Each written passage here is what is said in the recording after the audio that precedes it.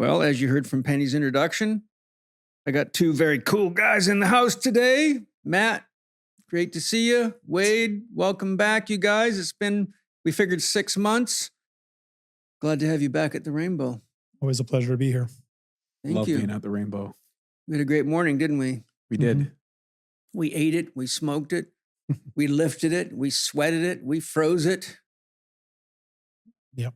And we stared at the scenery and the sunshine and had some damn good food and dessert.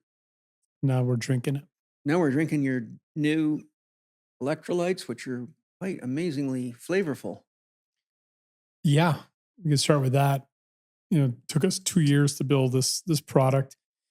The formula we can get into is actually the easier part. We spent a long time innovating on flavor. So here's a bit of a lesson on flavoring.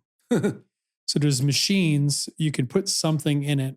And it's kind of like an HPLC machine, which most people probably don't know what it means, but it can pick up the signatures of a flavor. Now, most companies, and we're not going to name names, but there was some big controversy with the big electrolyte brand about 1.5 years, 2 years ago, where they weren't declaring maltodextrin. Oh. And they're using maltodextrin as the flavor carrier. Right. So we didn't want to do that. And that was almost impossible to find anybody that wanted to accommodate us. Forgot the what's the hitch on maltodextrin? It's from corn or something, isn't it? It's a sugar. Yeah, I know that. Yeah. And it will spike your blood sugar to some degree. Now, what we did is we tested fibers. So we're using a fiber as a flavor carrier. So that was the first challenge. That took a while. The other thing we did here is innovated on sweeteners. So there's no stevia, no sugar alcohols. These are protein-based sweeteners. It's got a different texture in your mouth too. Yeah. Like there's a body to it. Well, that's the potassium. Oh, is that what So let's get right into that. So I think another big lie scam, which we're here to expose, is the sodium to potassium ratio. Like 99.4% of Americans are over consuming sodium, and 98% are under consuming potassium. Now, we're not here to demonize sodium. Obviously, sodium is important. But what really matters is your sodium to potassium ratio. And if you go back to the Paleolithic man, they were consuming 11,000 milligrams of potassium a day through tubulars. And they were consuming about 700 milligrams of sodium. So now we've inverted that ratio from 16 to 1 to 1 to 3.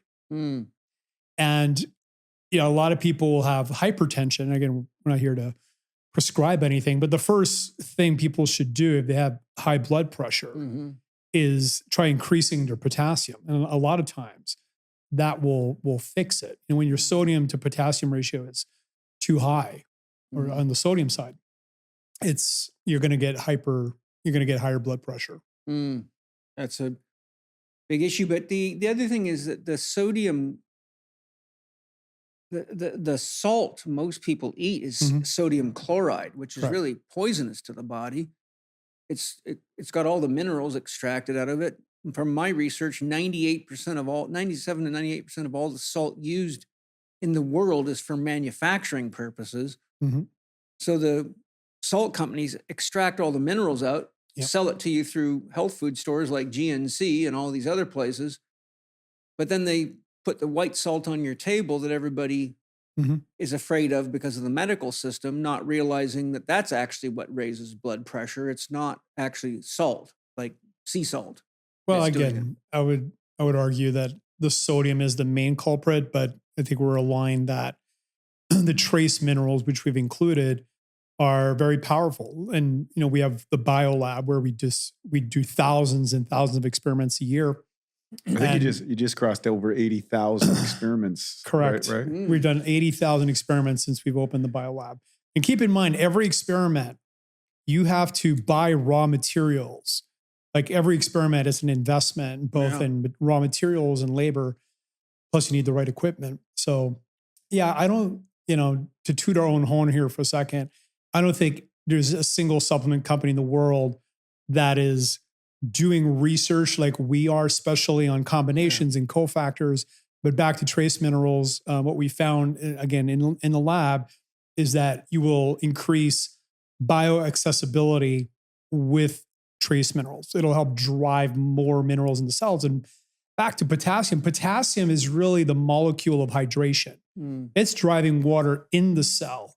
And when your sodium potassium ratio is off, it's going to pull water out of the cell into your extra, outside the extracellular. Yeah. Exactly. So we just think that the ratio is off, and back to the body that it has when you have a potassium rich electrolyte, it just gives the water more body, which you're picking up on. Yeah, it's got a mouthfeel. It's almost foody, like takes it to a different dimension. Yeah, and I was ketogenic for almost 30 years, and I used to drink a gallon of water a day, and I was completely dehydrated. Like I'd go to the bathroom all day, like I was just not holding on to the water. And then finally, a coach of mine said, like, you need potassium. And as soon as that was my first clue. And when I started ingesting more potassium, I was, my muscles got fuller. I looked better, and I stopped going to the bathroom 20 times a day. Yeah. We were talking about that a little bit in the sauna. One of the issues that I've seen over and over again is that people come to me drinking lots of water, but they have all the indicators of dehydration. And one of the things that we found, and I encourage all my clients, patients, and students to do it, is do a pH test on the water. Because even water coming out of filtration systems and reverse osmosis filters, we found it frequently to be acidic. So like it's real common to see a pH of 5.4 to 5.9 out of a water filter system, and people they're drinking this acidic water and they don't realize that, and so the body's trying to pee it off because it's a stressor to the body. And I think then, of course, people not drinking mineralized having adequate minerals in the water, which is why in my book How to Eat, Move, and Be Healthy, I make a recommendation for at least 300 300 parts per million total dissolved solids, because based on my research, that turned out to be the overall best for the body. Sometimes more is better. I like more myself. I find even 1,200 parts per million is fine. I don't know if you guys are aware, but there's a famous spring here in Carlsbad called Carlsbad Spring. There was a healing center. It might still be there, but their water's 1,200 parts per million, and it tastes lovely. It's got a great body to it and good stuff. But I think if people don't understand water and pH and minerals, they can be doing their best thinking they're doing something that's healthy, but they're actually putting a tremendous amount of stress on their body, their kidneys, and the whole cellular system. Wade's a water expert, so want to chime in?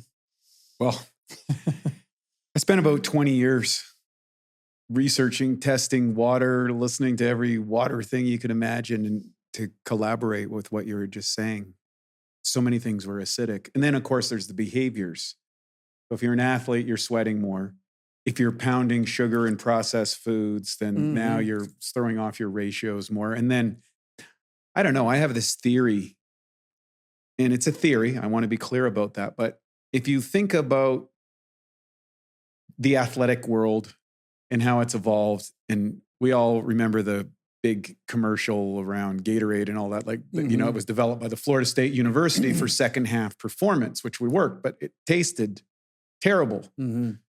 So no one's going to drink it. And then it got commercialized into a beverage, which really kicked off the athletic beverage trend. So you go into any gas station even today, and you see a beautiful array of brightly colored bottles, and attractive marketing, and flavorful, concoctions of every different rhyme and reason. And these are multi-billion-dollar brands that spend a lot of money and time and advertising, and they're marketed to you, everything. And yet we see an increase in concussions Now, part of it is, okay, we can test for it more often. Mm-hmm. But it seems to me like kids today seem to get concussed more. And I have a theory, and I'd like your opinion on it. I'm already interested. Is that the water is actually sitting extracellular, not intracellular. And that's not clearing out the wastes. And it's also changing the osmotic pressure. I learned from Patrick Flanagan years ago. He was the first person that created a microhydrant, which was a chemical concoction that lowered the osmotic pressure of the molecule. And he suggested that the cell operates around 80 dynes and that most beverages people were consuming were in excess of that. Reverse osmosis water and et cetera, all these things that, people are putting in time, effort, and energy for filtration, or they're drinking what they feel is a good beverage. But he said it's sitting outside the cell. And he had a way of reducing osmotic pressure so it could get into the cell easier. And then I was led to Dr. Horst Filzer, and he explained he was the first vascular surgeon. So he knew a lot about what was going on. He put the first stent as a vascular surgeon. He was part of the first team that put a stent in the body.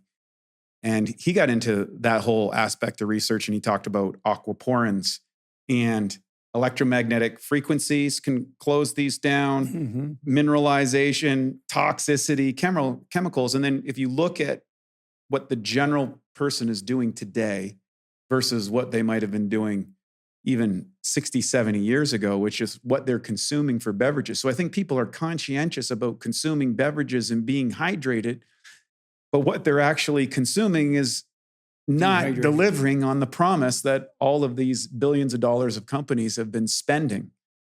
So we were on a mission to see if we could figure out this equation. And we've been, fans of minerals and how they work in the body. And we just said, well, let's get a lab team and see if we can figure this out. So you never got to the concussion theory, though? Well, I believe that the outside of the cell is at a higher pressure, and the inside of the cell is at a lower pressure, and therefore it's causing a much more jarring effect. Yeah, it's almost like the cells are already under pressure. That's right. And so the electrical transmission gets disrupted. Yeah, it's very I don't know. It's a theory I have. Well, also an interesting one. Potassium is the primary regulator of osmotic cellular pressure. Mm-hmm. Well, the other thing too is if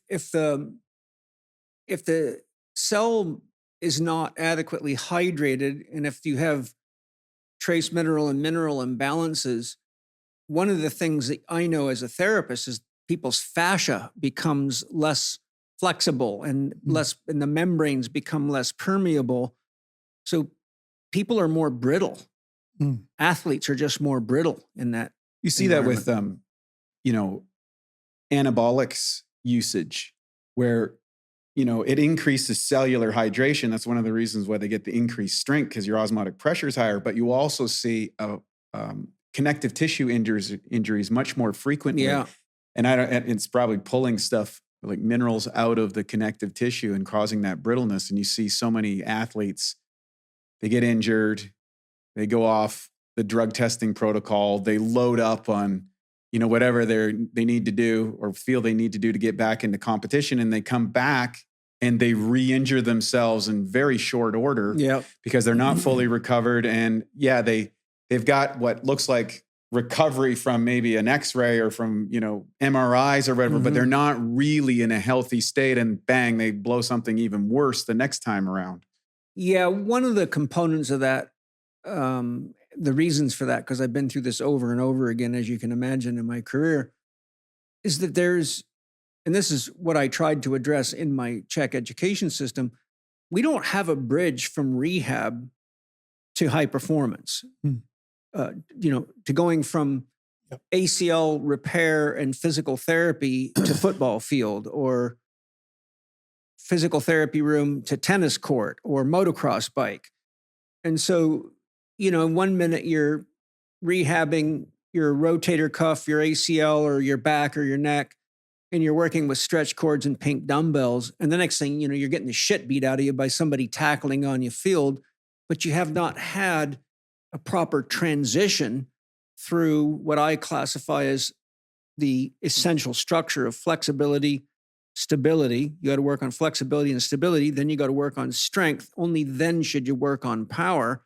The flexibility and stability phase is also the posture correction and getting the motor system balanced. So I give you an example. I had to work with one of the San Diego Chargers a long time ago. But when he came to me, it was the 5th time he'd had his knee operated on for the same injury. And so I teased him. I said, what are they doing? Amortizing your bank payments by now, you know? But here's a case where the guy would go through surgery. They would go do an arthroscopic surgery. They'd clean him out. They always said the same thing. Oh, you've got junk in your knee. You've got cartilage breaking off in your knee. And you know, he was having all these classic knee locking and all this stuff. But he had zero core.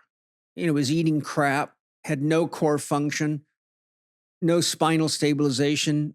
And this is a formula for a disaster, because if you can't activate your core, then you can't stabilize your extremities. So when you get guys playing professional football or baseball or any high-level sports, that's just a formula for a disaster. But the point I'm making is that there wasn't any system for how do you get from a rehab table back to professional sports in a intelligent, structured way. And rehab professionals like physical therapists don't get trained on that. Mm-hmm. You know, you're lucky if you can find a physical therapist that knows what to do in a gym. And personal trainers have almost no knowledge of the science of rehabilitation. So they get this football player I'm talking about walks through the door. Next thing you know, they're doing God knows what, you know, plyometrics and you know, CrossFit and God else, what else. But this guy's still got unresolved scar tissue in his knee and trigger points, and his vastus medialis isn't probably firing. And I could give you a laundry book list of things, and it could be a road, you know, all this stuff. So really what I brought the rehab world was, how do you take these people on a rainbow bridge, say, okay, here's where you're at now. This is what we got to accomplish. Okay, now you've met these markers. This is what we got to accomplish. And now you're ready to go back to sports. The problem is that when I would work for professional sports teams, is they would say, look, what you're talking about here is a 3-month process. We need this guy on the field right now. I say, good, I got an option for you. You can put him back in the game and ruin him, or I can spend 3 months and give you an athlete that'll last you for, 3 to 5 or 10 more years. Guess what they chose? We'll take him now. I'm like, well, you got to remember, this guy's actually a human being. He's got a family. He wants to make a living too. And, so I was always dealing with general managers that treated these guys like cattle, but they don't want to actually, now I can't say for all teams. I can just say for the many I work for, and not all of them were that way. But plenty of them are that way. So it's a real problematic area, because we have a lack of understanding of water. We have a lack of understanding of nutrition. We have a lack of understanding of conditioning science. We have a lack of transfer of rehab knowledge to exercise professionals. We have a lack of conditioning knowledge in rehab professionals. And God, I've been at this for so long, and it's still as bad or worse than it's ever been. And I'm like, Jesus, what does it take to kind of wake people up? Mm-hmm.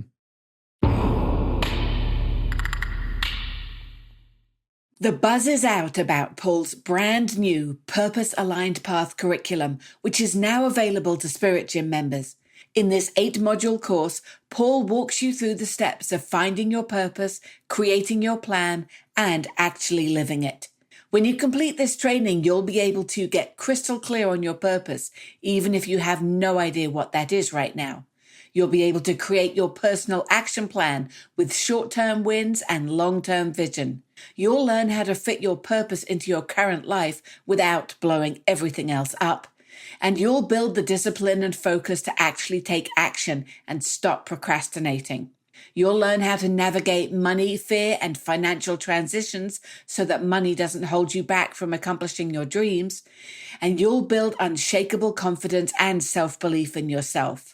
And when you join Spirit Gym, you get the support of Paul with bi-weekly Q&A calls, as well as the accountability that comes from being part of a community of people who are all working together to help one another reach their goals. Doors are only open for a limited time, so head to myspiritgym.com and check out how you can join Spirit Gym and get 3 amazing bonus trainings from Paul when you join. All this for less than a monthly date night out at the movies. Go to myspiritgym.com now. Yeah. No, and minerals are a big deal. I mean, again, cofactors is something people have heard of, but they're a really big deal. And that's what we've really proven to ourselves in the lab as we build these formulas. So this is like a full spectrum mineral blend. We got, of course, chloride, which is in, salt, but potassium, sodium, calcium. We got methylated vitamin Bs. We have an optimized zinc to copper ratio, 8-1. So, 8-1 or 15-1 is the range. And we got molybdenum, which is a cofactor for MSM. So we got 300 milligrams of MSM, which gives your body sulfur. And we got chromium. So manganese. I mean, it's a full, and then the trace minerals. So everything's that your body really needs is in there. One of the things that I think would help people if they would eat more of it is seaweed. I think it brings a lot of great cofactors and sea nutrition into the body. Sure. I think, I can't remember the company that we use, but it's really nice. They got wasabi flavor and kids love it too. Oh, the snacks. Yeah. Yeah. Seaweed snacks. Yeah. Those are lovely. Yeah. Our mentor, Dr. O'Brien, God rest his soul. He transformed Matt and I's perspective on nutrition and was the foundational reasons why we started, BIOptimizers back in the day.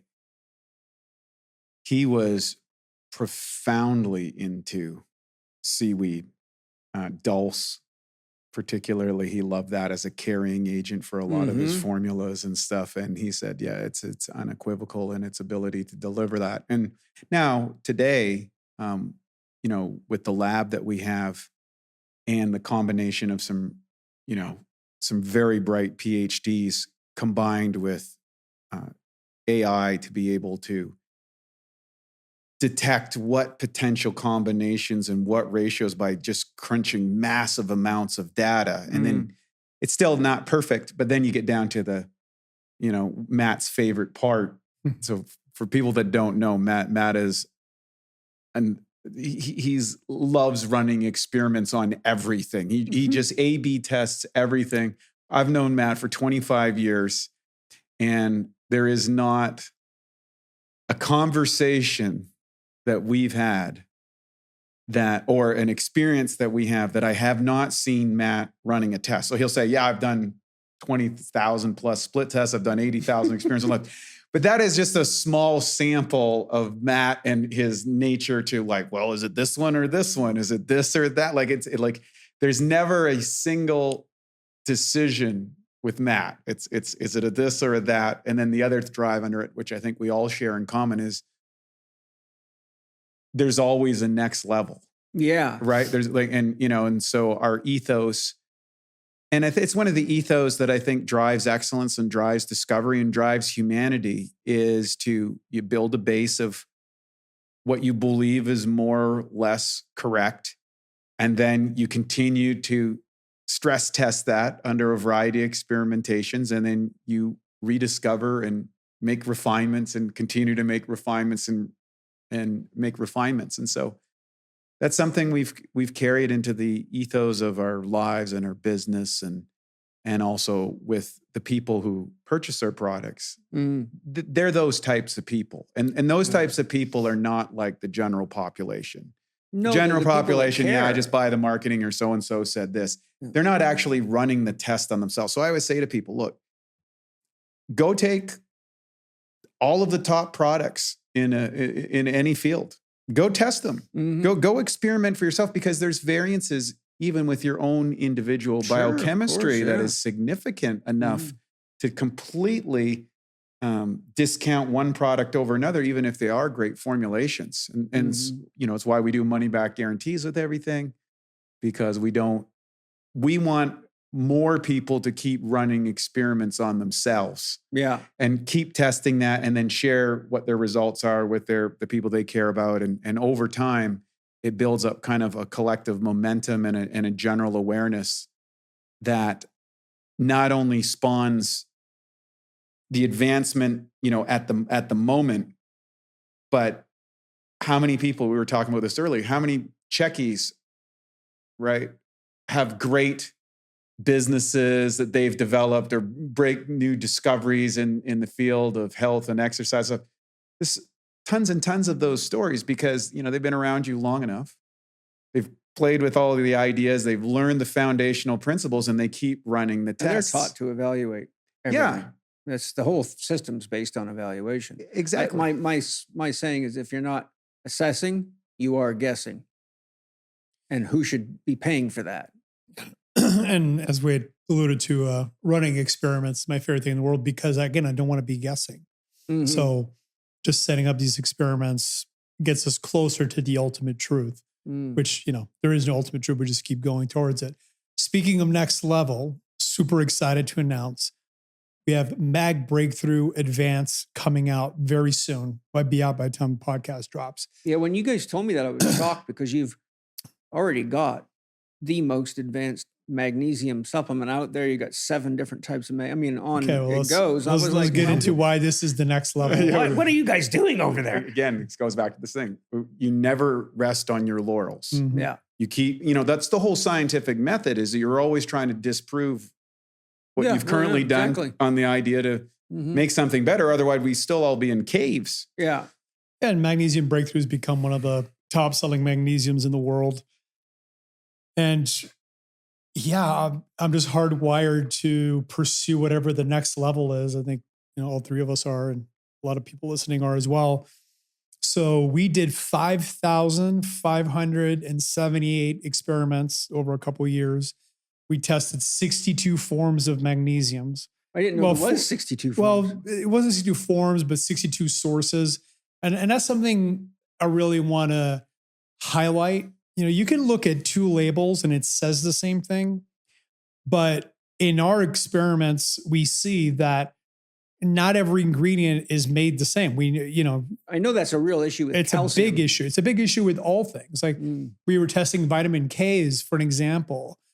We tested 9 and only 2 registered as vitamin K. The other ones, they're not vitamin K. We don't even know what it is, right? And that's true for most things. Sounds like the ingredients in vaccines. No one even knows what they are. Right? No, and we've tested so many suppliers and raw ingredients. And as a general rule, I would say 80% don't even make it past the first phase of, is this good or not? Yeah. But here's the big breakthrough with Magnesium Breakthrough Advance. We have doubled the bioaccessibility. Now, what does that mean? It's different than bioavailability. Bioaccessibility is, can it get through the intestinal barrier? Can it get into the bloodstream? Mm-hmm. So that's really what we were optimizing for. It is 10 mags versus 7. It's 10% more elemental magnesium, but the breakthrough is the bioaccessibility. And, I ran out about a week ago of my own personal supply. And I'll tell you, when it hits harder, and my favorite part about it is when I wake up in the morning, I'm feeling way more refreshed and rejuvenated. I mean, it is palpable, and that's been the feedback. I was wondering what you were going to say there. Yeah. So there's other products for that. Thought it was a man statement here. So yeah, no, it's an experiential difference.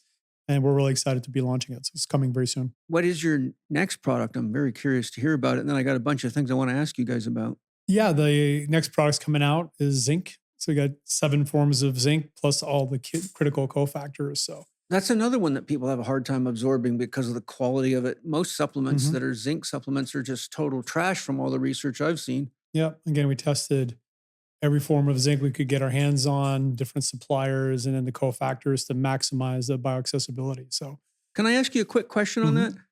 One of the old folk remedies is to grind eggshells up into powder and supplement your diet with that for zinc. Is that viable? Don't know.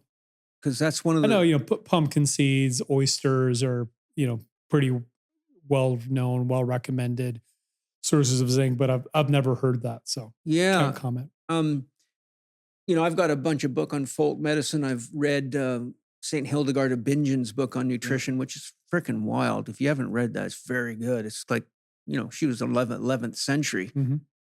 When you see the stuff she says, like she gives specific recommendations for different types of meat. Like if you have certain illnesses or diseases, eat lamb. If you have this, eat goat. I mean, it's mind-boggling what this woman was able to come up with. And what's really cool is if you look at her art, it's full of magic mushrooms. So she was definitely tapped into the nature's kitchen. But anyhow, tell me about your zinc. Sorry for the sidetrack there. No, that's the gist of it. Coming out soon and really excited. And we also have a kid's gummy, a magnesium breakthrough gummy coming out. So, oh, fantastic. But let's talk about something about zinc.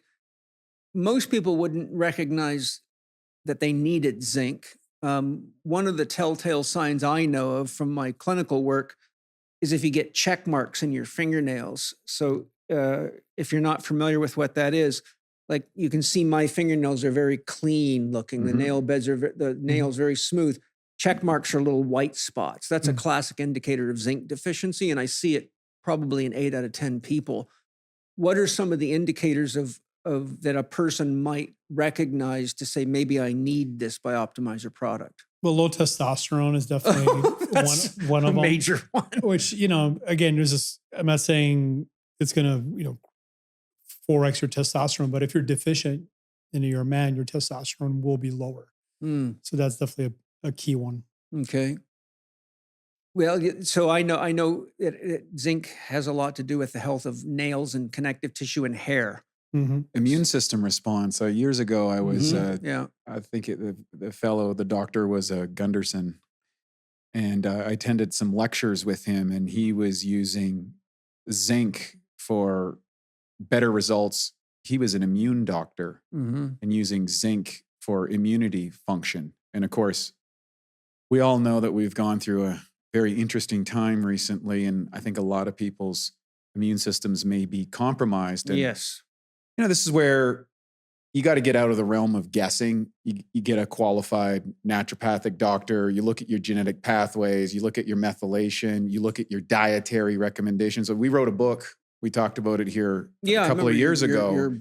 Your Bible with the spoon and everything. Yeah. And we kind of looked looked at at it. though, just for everyone to know? Ultimate Nutrition Bible. Yeah, and it is a Bible. Yeah, I mean, it's a everything reference in there. guide. And the I got idea. it in here. It's I think it has a shelf by itself.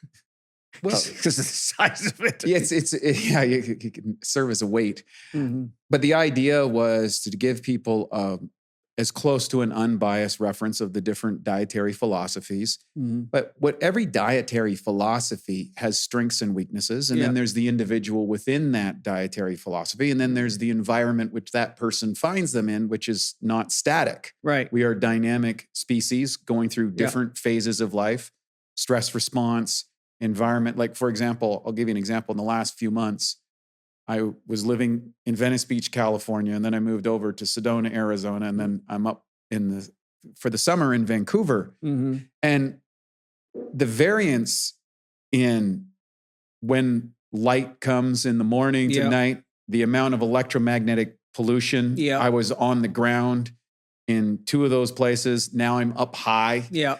Right? One, I'm close by the water. One, I'm in the desert in a mountain. The other one, I'm by the water, but I'm in a high electrical grid. Yeah. All of those are influential factors. And, last night when I came back to LA and stayed at the hotel, I was like, whoa, I hadn't gotten used to this environment. Because I was just like half a mile from where I used to live. And I had a very difficult time sleeping last night. Yeah. And I was like, oh, holy cow. I had adapted to that environment and had built a sleep protocol around it, which I didn't need when I was in Sedona. Right.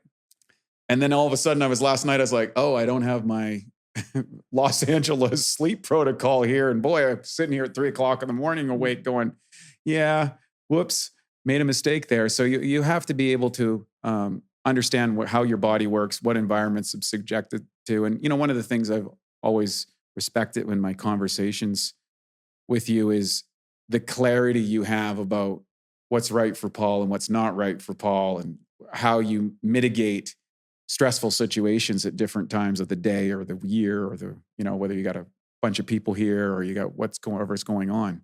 I'm always telling my students, you gotta constantly, a lot of people, it takes them a bit of commitment to be able to actually have a real conversation with their soul or the inner self. But that's the ultimate source of guidance, because that consciousness includes every cellular system in your body, right to the cell. I could go off on a soul description, but like I can ask my soul anything and it'll say, you don't need that, you need this. I can stand in front of a row of vitamins or supplements and say, okay, do we need any of these right now? And it'll say, yes, that right there. Take that magnesium breakthrough. How many should I take? 1 is all you need. And then tomorrow it might say no, and it might say no for 2 weeks, and all of a sudden it says yes. Yep. So every day for me, I just have a sort of a toolkit, and all of my stuff is whole food based, except some of the things like magnesium breakthrough. That's not a food based product, so it's a mineral product. But what I tell people, look, if you can't connect with your soul, muscle test, because that's very reliable. We've been using muscle testing for a couple of decades now, and muscle testing is an interesting topic in itself. Mm-hmm. I had trouble testing, and I worked with a chiropractor who's very advanced in his capability. He's running like tens of thousands of tests every week, and we call him the wizard.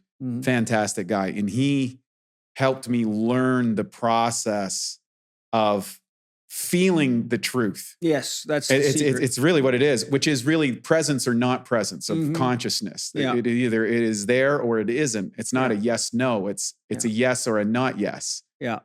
And that was, super valuable for me. We built our early designs were built on muscle testing. We still use it today, from everything from hiring to, processes to what products we're going to. And then we kind of work in tandem with science. So there's science, and then there's the intuitive testing. I'm going to get into that with you. I'm glad you mentioned that. It's one of my things to talk about. But, so the point I'm making is I say to people, look, I've been monitoring my body very, very carefully for my whole life, because I was a competitive, serious athlete, and I wanted to fucking win.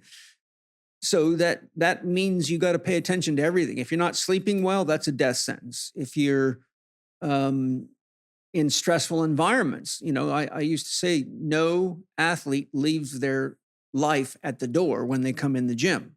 You don't leave your divorce, you don't leave your financial problems, you don't leave your mom and dad's issues at the door. It all comes in with you. But the example I'll often give my students is, I'll say, how many of you eat pretty much the same meal plan consistently? Almost all their hands go up. I say, well, here's an example of why I don't do that. If I do deadlifts and I do a good solid workout, I have a hunger for animal flesh that is significant, and it lasts 2 to 3 days. But if I have 2 days off, I can eat vegetarian and I feel a lot better than if I eat meat. If I eat meat, when my body doesn't want it, the first thing I notice is I'm cognitively impaired. It's as though my head fell into my digestive system, and I don't have the free energy to do deep thinking.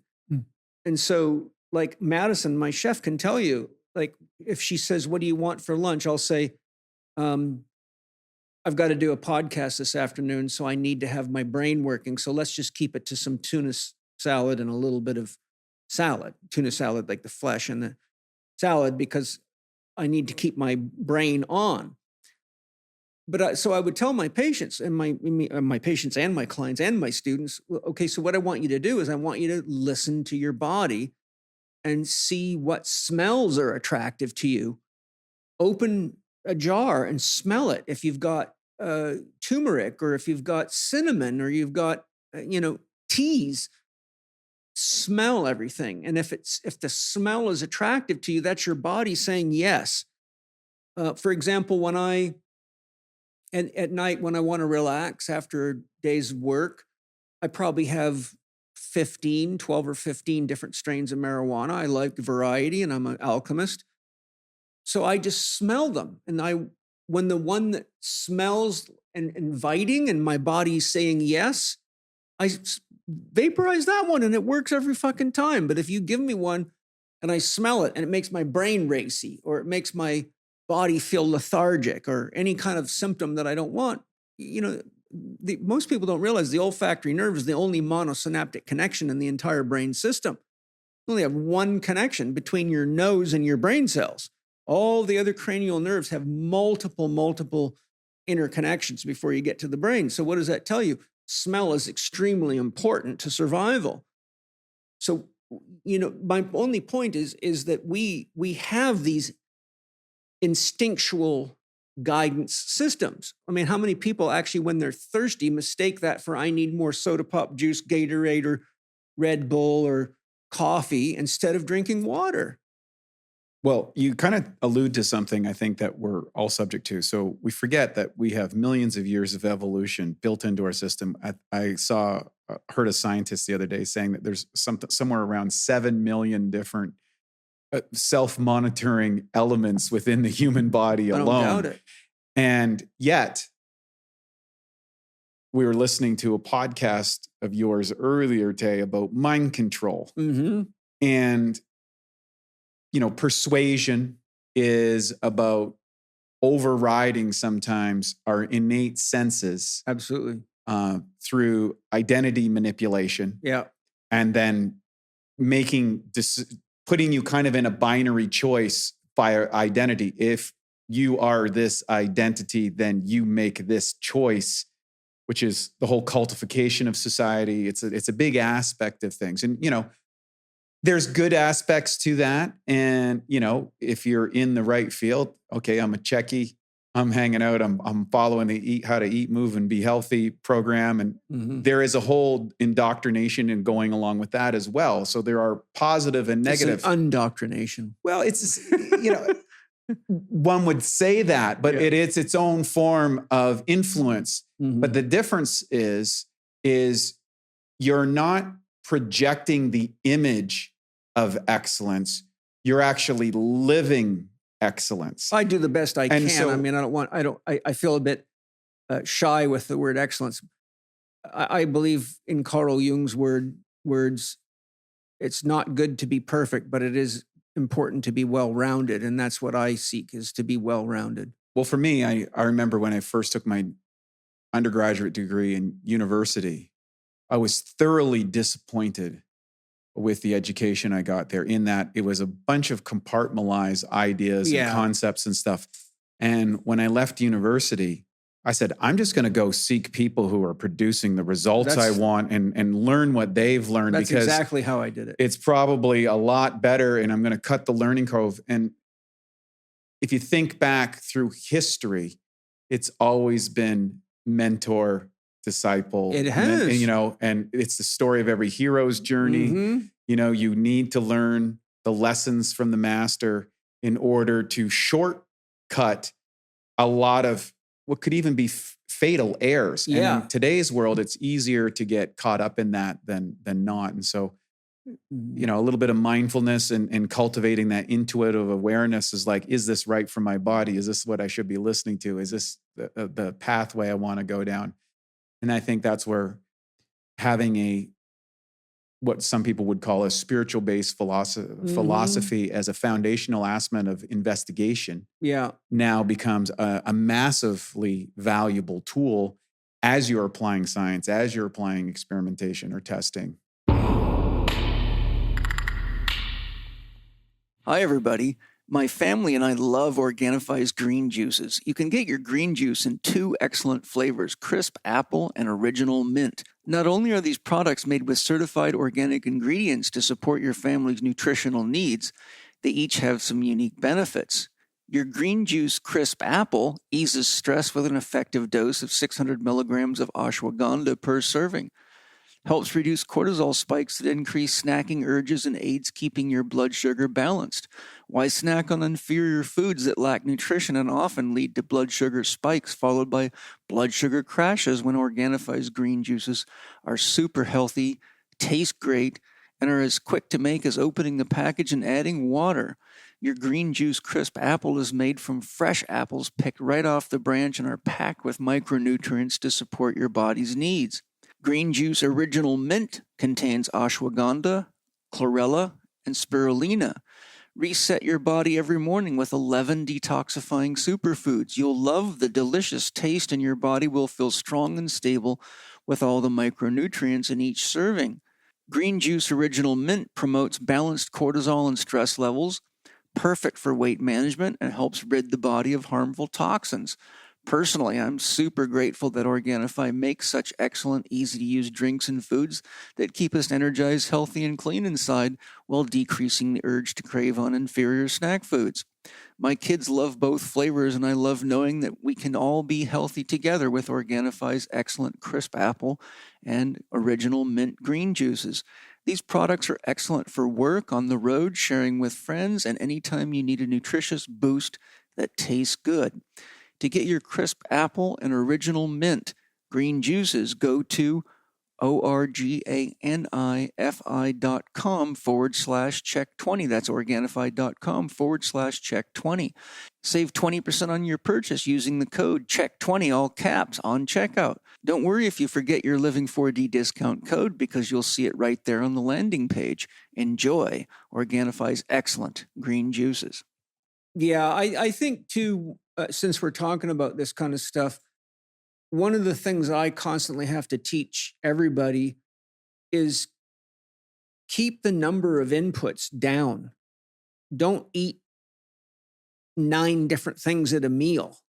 I say 1 meat source and 2 vegetable sources if you're in a stage of learning and if you're trying to figure out why you don't feel good. Because the more inputs you have, the harder it is to isolate any one of them as a culprit. And then use a 4-day rotation diet, which I have right in my book, How to Eat, Move, and Be Healthy. Because what happens is on a 4-day rotation diet, due to the fact that the mouth to anus transit time or retention time for foods is 56 to 72 hours, you get 24 hours of complete rest from any genus, any DNA source. So for example, someone that is eating chicken all the time, which is just crazy how many people do that. They just like chickens, poor chickens have been killed to death.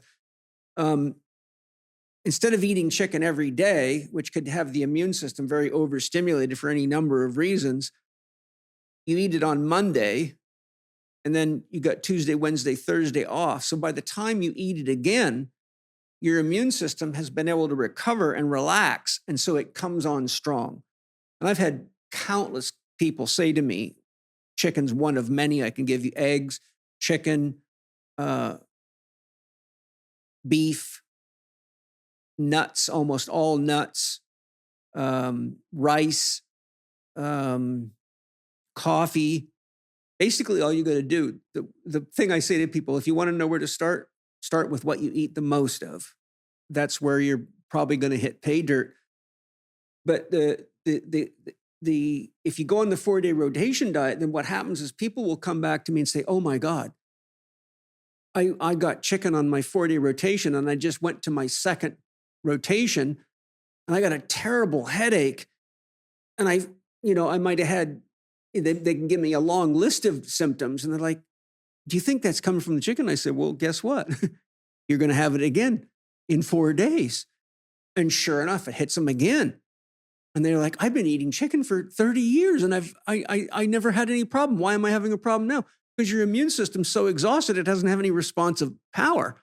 If you overstress the immune system, it will just shut down and it goes from lower priority to higher priority items. In other words, if you got to kill cancer or fight off this chicken, it's going to go after the cancer cell and it's going to ignore the chicken, but the chicken's still stressing your entire physiology.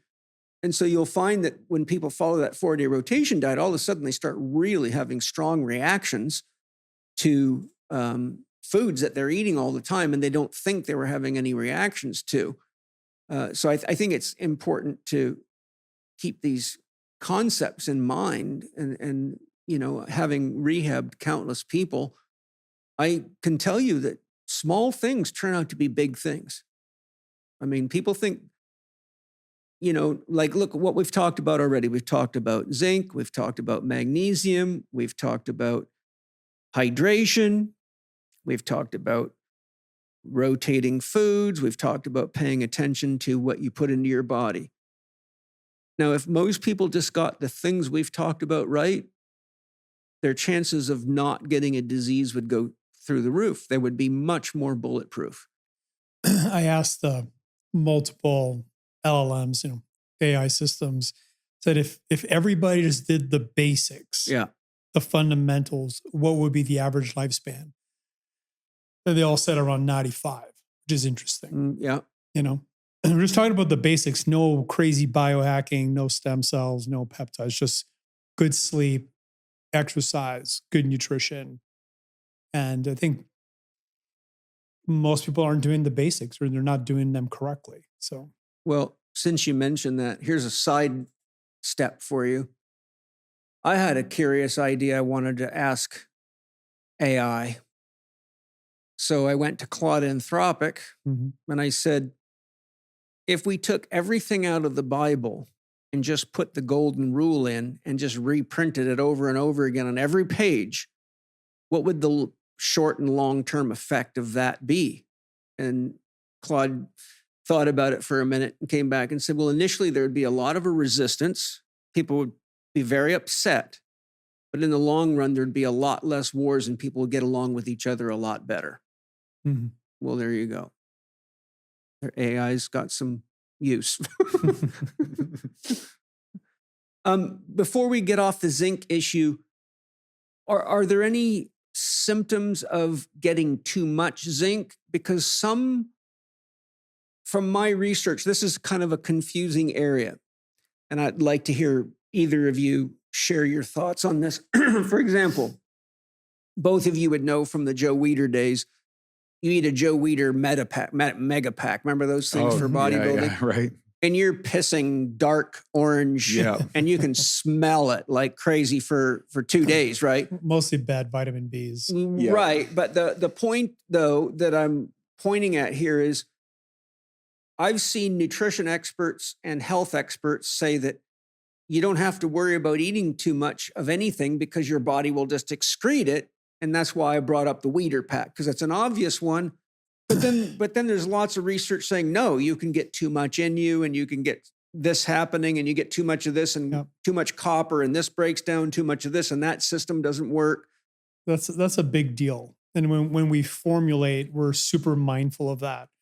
So for an example, like the amount of manganese in the electrolyte, we said, well, what if somebody drinks this 3 times a day?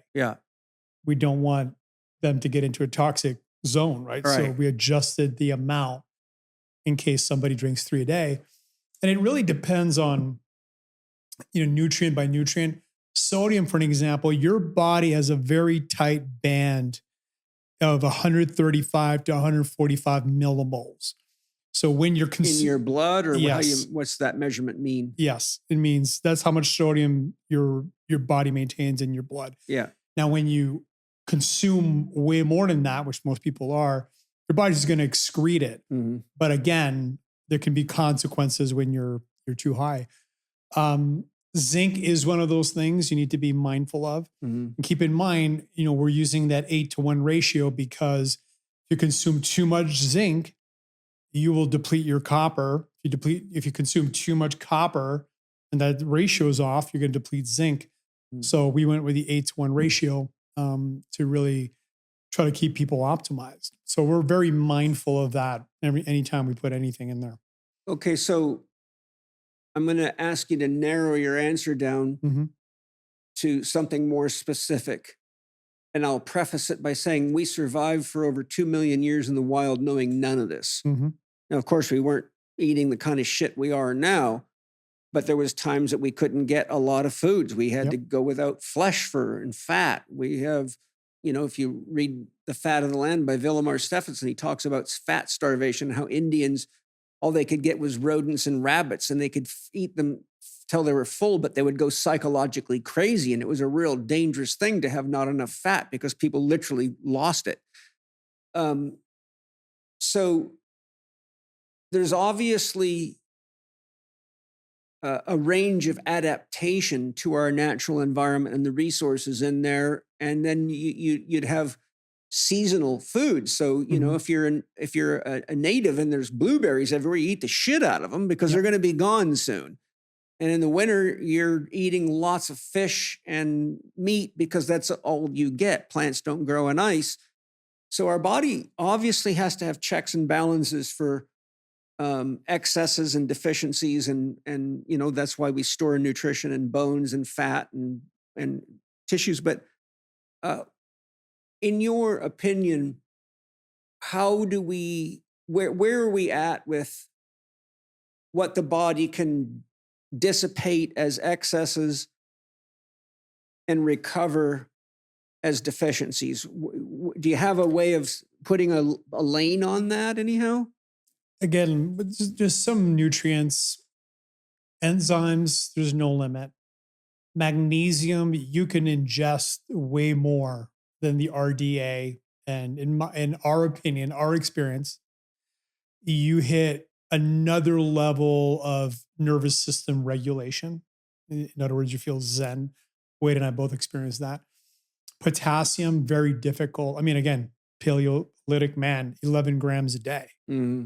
So there's certain things you can really overconsume. And as you mentioned, you know, if you're deficient, and most humans throughout all history have been deficient or suboptimal on most nutrients, right? I mean, that's just, it's not like today where you can get blood tests. We're not all living in the Garden of Eden. SpectraCell. And, you know, as you mentioned, there was times of famine, or you're in the winter in Canada back 1,000 years ago. I mean, you might not eat for a couple of weeks, right? Yeah.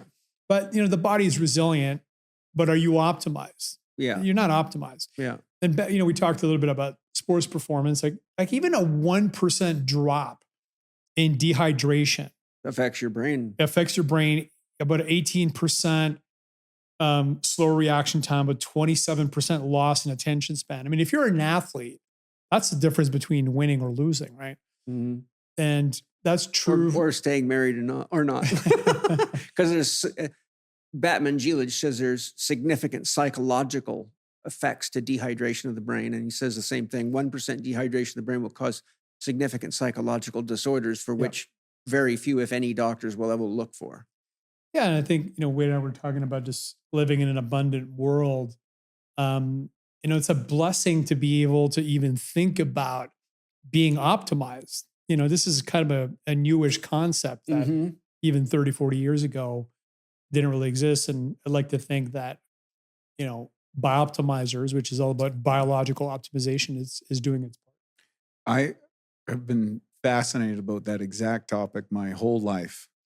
Okay, because it was like sports are kind of like, how do I maximize? Yeah. Disease is like minimization of, you know, what causes disease, which is where all the RDA stuff came out of. Like, what's the minimal amount to stop you from having rickets or something? And like, well, what's the optimal amount? Yeah. And that led me to a very obtuse book called Orthomolecular Psychiatry by Dr. Linus Pauling, Dr. Abram Hoffer, and Dr. David Hawkins. Yeah. And they turned the psychiatric world upside down by treating advanced states of schizophrenia and other mental illnesses using super dosages of vitamins and minerals to rebalance the brain. And I don't even know how they did this in 1971. When I read through that book, I incorporated a concept that I think is valuable. I give it away. We have the 84-day course. And the video, you can Google it or whatever. I call it the bucket theory of nutrition. And so if you use this in conjunction with a barrage of tests, you know, with your naturopathic doctor, a qualified person that can say, what are you missing? What is your methylation? What is your genetics? What is your diet? Okay, now you have your base and what you can get. What they did is they would increase the doses. The most famous is vitamin C flushing. You keep increasing the dosage until you break the GI barrier, and that's the maximum amount you can handle. You mean? Matt and I went through this when we were experimenting in the first versions of magnesium. We'd take different dosages of magnesium till we were on the toilet, and I don't recommend it. It was a painful. When it goes, it goes. Well, you know, hey, we were hey, this is what we had to do. We were Pioneers. like, yeah. And so I incorporated it as a concept in the 84-day course of, okay, here you have a deficiency. You've established that you have a deficiency in a mineral, a vitamin, an essential fat acid, whatever it happens to be. Now, start taking that in divided dosages throughout the day. You either feel a physiological resistance, like I just can't do this anymore, Yes. or you break the GI barrier. Simultaneously, you can monitor and track where your levels are to determine how well you're absorbing that. So if you want to run the experiment for yourself, I think that's a great foundational philosophy. Mm-hmm. And the idea is your burn rate in life is like a hole in the bucket. Mm-hmm. And depending on what you're doing in life, that could be an increase versus a decrease. Mm-hmm. Now, you might have intuitively discovered that already. You know that if I'm in a certain environment, I got to keep these high and I got to keep those things low. Well, for an individual that's on the discovery path, if they want to shortchange that, monitor those elements, fill up the bucket so that you have a full reserve of whatever vitamin, mineral, nutrient element. And then when you do go through periods of restriction or you don't have access to or higher stress, you have those reserves to draw down on. Mm-hmm. And what I have noticed with our students for, over decades, if they follow that, they start to cultivate that intuitive awareness when they've had enough of this, or they're like, oh man, I really got to go get some mangoes or something. Mm-hmm. Like their intuitive drives and cravings seem to correlate directly with the nutrients that they require. Just like you go, and what does my soul say?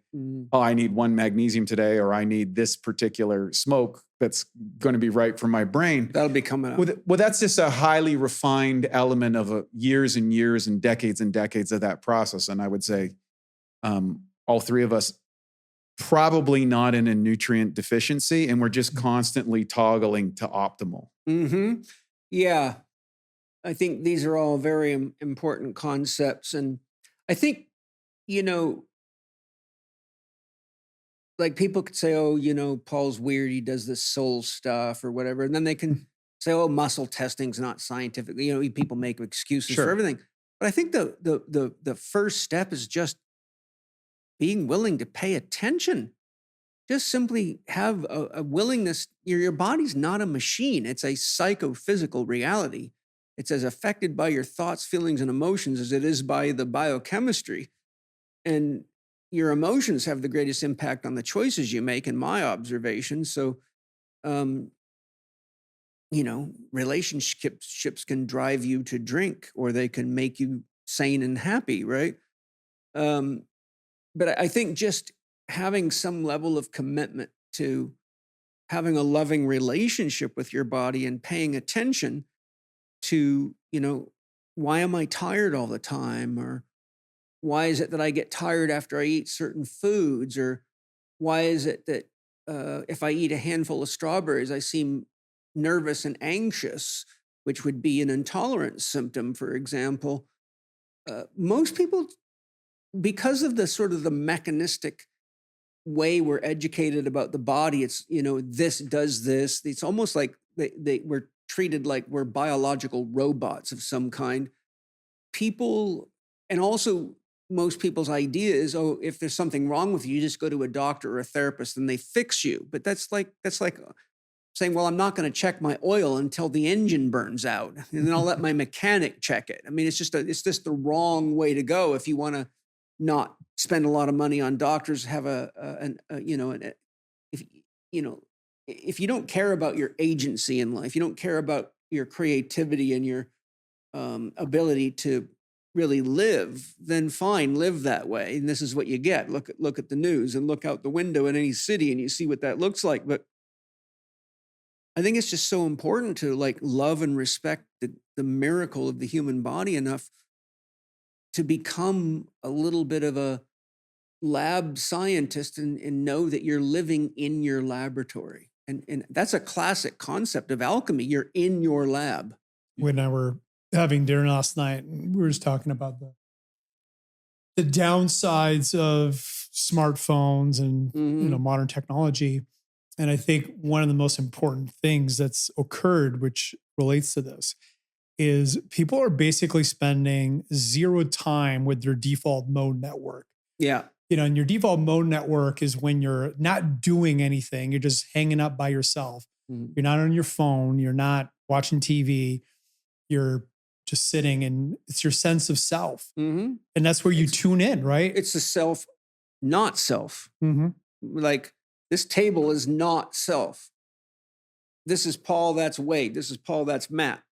The self, not self, is the function of an ego. Yeah. Right. And so that extends itself to what you eat and what you watch and what you drink and what you breathe. I mean, if you eat a bunch of plastic, it's not self. It doesn't work well. It's going to cause you problems. If you eat supplements that are not real, it'll cause you problems. You're eating not self. If you can't make self out of the ingredients that self relies upon, then you have not self. My only point is what you're saying is not only self, but it should be the main mechanism for identifying not self as well. Yeah, and just checking in. I mean, that's where you check in with yourself emotionally, spiritually, physically. So, but people bring their phones to the toilet, right? Oh my God, yeah. You know what I'm saying? Like, unbelievable. There's zero self-time in most people's lives. I was talking to Jason Christoff, who you were listening to the podcast with me, who did the Planet Mind Control documentary, which is excellent, by the way. Look it up, Planet Mind Control. He told me a statistic that blew my mind. The average person today checks their cell phone 200 times, once every something seconds. It was like, how in the world can you do anything? How could you be employed at a job doing that? I mean, which, by the way, pro tip, I bought this Apple Watch for that reason. And I had a couple of friends tell me I bought this because I pick up my phone less. Because if somebody sends me a message, it'll pop up. So I'm not going to grab my phone and I get lost in the rabbit hole. It cut my pickup times in half. Interesting. So I'd be careful though, because the electromagnetic field on that is running right through your heart meridian. And by the time I got to my second gong of Tai Chi, did I ever tell you that story? No. Yeah, I heard that on one of your recent podcasts. Yeah, about that. I started noticing that I was getting a lot of pressure in my heart, and I couldn't tell where it was coming from. And one day, just by happen chance, I took my watch off, did my Tai Chi, and noticed that I had no pressure in my heart anymore. I thought I was getting weightlifter's heart at the time because I was doing a lot of heavy training. And then I thought, well, that's interesting. And I put my watch back on after I finished my Tai Chi. And within about 3 minutes, I felt a tension, like a tight glove climbing up my arm right into my chest. And my heart started to feel congested would be the best way. And so I thought, I took my watch off and then it reversed. And so from my studies of Chinese medicine, I knew the heart meridian runs right through the ring finger. And so I had studied Robert O. Becker's book, The Body Electric. So I knew about electric fields, and I have a background in electronics, but I never really conceived that a tiny little circuit like that could produce enough of a field to disrupt my meridian system. And it does. And I've had many patients over the years with heart problems that were wearing watches and gold rings and necklaces hanging right in front of their heart, which are all acting as antennas. I said, get rid of it all. And consistently people have said, oh God, I feel so much better. I had no idea. Why aren't doctors telling me this? Well, so, doctors aren't really educated on this stuff. So be careful.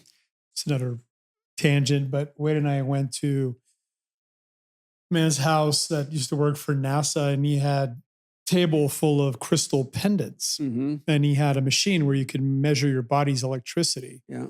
And crystals are piezoelectrical, which means, when you touch them, an electrical charge. Yeah. And we tested a bunch of them, and you could see the variance between crystal to crystal. Some of them, and I remember some of them felt kind of like agitating. Some of them felt more calming.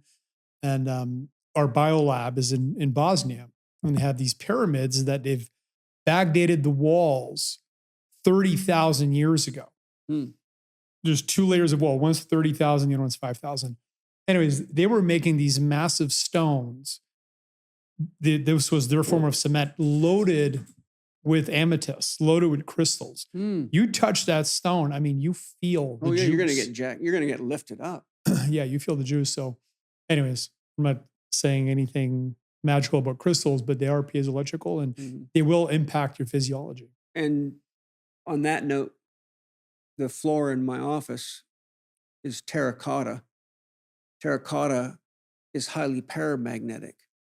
If you read the book Tuning into Nature by Philip Callahan, he showed that you could take, he did assessments on all the stones of the pyramids in Egypt, showed that they were, they had selected stones. They had to have gone at least 50 miles to find these places, stones in a lot of places, and that they had chosen the stones that had high paramagnetic energy due to the mineral composition of them. And so he made a little, what looked like a little rocket. I actually reproduced the experiment myself.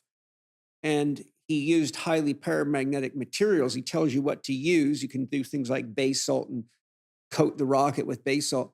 But he actually shows in the Great Pyramid, he's levitating this little object that he made, which looks like a little rocket that's covered in paramagnetic rock dust. And he just puts it over top of the rocks inside the King's Chamber, and it literally levitates because it's like north on north of a magnet, right? So the point I'm making is terracotta is highly paramagnetic. Water and body tissues are dimagnetic, which means an affinity to the north pole of a magnet, paramagnetic south pole.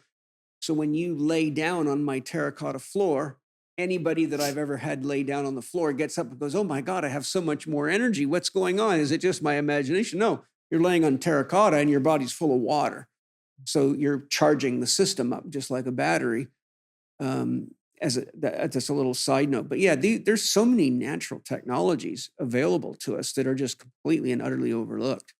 And that's why I tell people, quit fucking biohacking, learn about nature. She's loaded with secrets, man.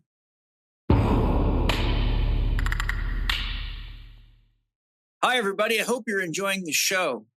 I imagine you know that magnesium is one of the minerals that people in North America are the most deficient in, but it's an extremely important mineral to have in your diet regularly. And believe it or not, BIOptimizers has improved what was already well known to be the best magnesium formula out there called Magnesium Breakthrough. So I've got Wade Lightheart with me to explain what it is they've done to improve this already excellent formula. Wade, what is new about your new Mag Breakthrough formula? Well, it's called sucrosomial magnesium. So we have 7 different types of magnesium in Magnesium Breakthrough because they're uptaken by different parts of the body. But a new type of magnesium has been created called sucrosomial. And what it shows in the research and science is that it's actually even more absorbable by the body, particularly inside of the brain, which is a big aspect to enhance neurotransmitter formation, as well as ensuring the rest and relax response in the nervous system that a lot of people will take magnesium for. They find it, clocks them down, helps them sleep better, allows for the relaxation of striated and smooth muscle tissue in the body, which creates an energetic relief. And so when we added sucrosomial, we were able to demonstrate inside our lab facility that we were able to get better improvements. Of course, we have a partnership with Birch International University. We have some patents we're working on, which will kind of relay some of these things. But sucrosomial was a no-brainer when we added to the formula, improved the results or improved the uptake. And the reports back from our testing team were like, wow, we get more results with less caps. And that's always the goal for our company. That's excellent. I love it. I always say, and people have probably heard me say it before, I'm so amazed how you guys are constantly and always improving and working your best to not only make better products for us, but it doesn't seem to me that it gets more expensive as you make them better. So that's a real gift to the world. Thank you. Spirit Gym with Paul Chek listeners now get 15% off their purchase of Magnesium Breakthrough with 7 different forms of magnesium by going to bioptimizers.com/Spirit Gym and using the code PAUL15 at checkout. And in addition, BIOptimizers always have special bonus gifts and additional savings when you get multiple bottles. So head to bioptimizers.com/Spirit Gym and check out Magnesium Breakthrough with the code PAUL15 for 15% off. Now, in all this talk about vitamins and minerals, and there's a couple things I wanted to get back to. We mentioned cofactors. that's a topic that's not well understood. When I think cofactors, I think phenolics, terpenes, and alkaloids. Some people might put trace minerals in there. What are you guys referring to when you talk about cofactors? Yeah, I'd say like the definition is something that helps the core ingredient work better. Yeah. So it could be a lot of things then. Yeah, and it changes based on the types of products. Like, and we do that for every single formula. That's actually where we spend the most time and the most money in the lab. So like with enzymes, when we rebuilt the newest version of Masszymes, it was 2 years of testing virtually every single cofactor we could think of, what the literature would say. We did the same thing for, the new form of magnesium, the zinc. And, it's always interesting. We're doing it right now with new probiotic formula to see, what makes it work better, whether it's we're measuring biofilm formation or planktonic growth or enzymatic capacity. There's like 3 different tests that we do there where we measure how fast or how much protein gets broken down. And we just follow the data, So from what you're just saying, it sounds to me like you're putting cofactors in the same category as a catalyst. Is that because a catalyst helps make a chemical transition or create something different, but it doesn't lose itself? Would the cofactors potentially be metabolized and disappear versus being when you get into pharmacokinetics of things, and we have our chemist built a new form of magnesium. He combined an amino acid with magnesium oxide. And we've tried it, and we've done the animal study, and God willing, it comes out next year. And what's really interesting is if you take those 2 things separately, they have a completely different effect than when you bond them together. So the pharmacokinetic of things is very complicated. And for sure, when you're combining a cofactor, are they bonding inside the body and then converting into something else? It's hard to measure these things. There's another factor there, though, that I don't see talked about very much. And that is that there's many things you can make in a laboratory that the body won't absorb because it does not have a way to recognize it. And a simple way to explain that is all plants, as you know, produce defense chemicals. A simple example I give my students is caffeine is a defense chemical. Research in this field shows that plants that produce caffeine do it because it disrupts the short-term memory of the animals that eat it, and they can't find their way back to the plants. So if you eat enough of it, you can't remember where the plant was at, so that's how they protect themselves. So we actually had to consume caffeine-containing plants for potentially thousands of years before we had a mechanism for metabolizing it. Another example is research on pesticides. One of the papers I read when I wrote my book, How to Eat, Move, and Be Healthy, and I actually referenced the paper in there, one of the scientists looking into this said one of the problems is when you cook foods in an oven at cooking temperatures, even though you have a given pesticide that says safe at certain parts per million, you could have foods like I, for example, got a study from New Zealand where they took a lab, they went to the school lunchroom, took the food right off the lunchroom counter, walked through just like a student, an apple and whatever else, the macaroni and cheese or whatever. The apple had 19 different pesticides, some of them at several times the manufacturer's suggested safe limit. So the chemist that was part of one of the authors was saying, look, if you put this apple in an oven, like a baked apple, it will produce new chemicals that the body's never seen before and has no defense mechanism. It doesn't even know how to recognize it to detoxify it. So these are very dangerous factors. So the point that I'm making is, how do you guys, what's your thought process when you're taking an amino acid, hooking it to a magnesium molecule or whatever, and don't you ever think about whether or not the body could even recognize that molecule because it's not something that naturally occurs in nature anymore? Well, both of these compounds are Naturally occurring. are safe and, again, very popular. Mm-hmm. We'll reveal what it is when the patent's filed. And that's where animal studies come in. We're going to do human clinical trials as well. Mm-hmm. But, with that product, fun story, someone pissed us off. You guys split that. There's a human chemical trial for you. So wait, finish it. But someone pissed us off. Pissed you guys off? Yeah. So I called my chemist and I said, hey, I want you to build a magnesium that'll cross the blood-brain barrier. Mm-hmm. And he came up with this. And again, what we saw in the animal trial is it beat magnesium L-threonate, which is the most well-respected form that crosses the blood-brain barrier. Mm-hmm. So, yeah, I mean, again, we have 10 PhDs in our lab. Mm-hmm. And the collective genius, some people are genius in chemistry, some are geniuses in bacteria and probiotics. No one's just a genius at molecular biology. They're a big part of the team, and they're a big part of the brain trust that goes into asking those questions. But, you just triggered an important topic and tip that I have for everybody. One of the hardest things to absorb is fat-soluble molecules.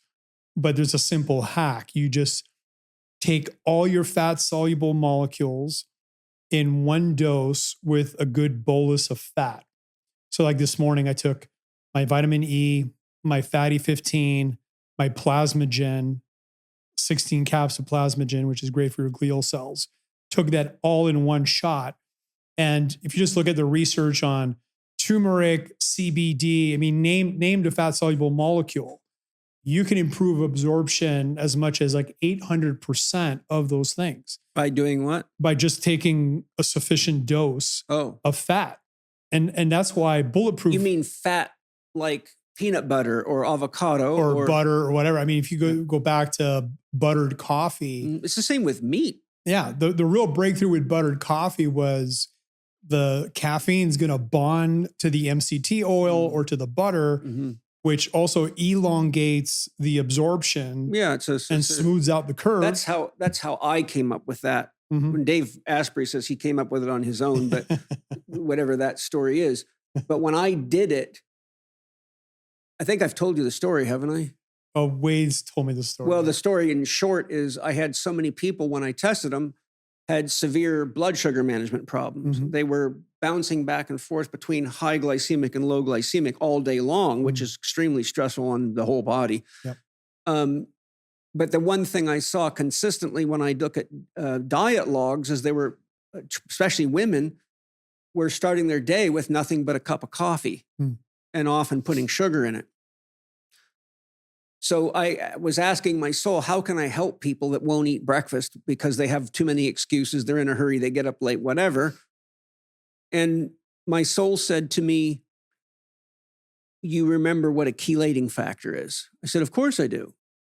My soul said, all you got to do is mix it with fat and it will chelate the caffeine and it'll cause a time release effect. Yeah. So that's when I started experimenting with a wide variety of nut oils, coconut oil, butter, ghee. The long and the short of it, the best is raw butter, raw uncooked butter, because there's enough protein in it that'll actually mix with things. A lot of these oils will float on the top. Yeah. So what you get, you drink coffee, a shot of espresso with Brazil nut oil or any number of oils or even MCT oil, is you get a pocket of fat and then you get a bunch of coffee. So they're not mixing together. But if you have enough protein in there like milk, the proteins absorb whatever it is you have it with, and then they're tied together so you get the chelating effect on it. But that's why I did it. And then I found that a lot of these people that were starting their day with caffeine, I recommended that they do the equivalent of 2 restaurant slabs of butter or 2 teaspoons of butter, because I found from my own experimentation that created a stabilizing effect, that their blood sugar stability improved tremendously. which I could use as a support tool while I was educating them. The other question that I had is, I've got a couple of good books here in my nutrition section on blocking factors. And for example, it says if you drink coffee within something like 30 minutes, it's been years since I read it, like 20 years, it'll block about 90% of the absorption of any vitamins. Have you guys done any research into that? Because I think a lot of people aren't aware of that. And this is why timing of supplementation can become important. Yeah, I've seen that. Of course, there's fast metabolizers and slow metabolizers of caffeine. So going back to your own individual genetics is going to determine the variances on that. But yeah. That's been my research has said the same thing, that taking vitamins, minerals, supplements, whatever with caffeine does seem to have a restrictive. And then now you've got the data coming out on GLP-1s. Remember back in the day when they were taking chitosan in order to block, and people were getting the runs because fats weren't crossing the intestines. And to circle back to a little bit before when we were talking, when I got into the raw food diet, with the concept was, well, heating destroys enzymes, and enzymes are a major cofactor in the digestibility. Yes. Now, you go back to Pottinger's cats, and then, all the stuff that was developed over the years on enzymes. So our foundational product was originally Masszymes, because we got, okay, now we're going to provide a full spectrum, 17 different enzymes and cofactors in order to make sure that we are absorbing what you're taking. My personal belief is take your nutrition outside of your caffeine dosage, period. I just brought that up because everybody knows it, but this is a book of 200 pages of like a catalog of blocking factors and food additives. Observe, actually, some of the most common blocking factors are commonly used medical drugs. Yeah, well, one of the things that we discovered in the lab too is, for example, if you add a little bit of magnesium to things, like it changes how your microbiome operates.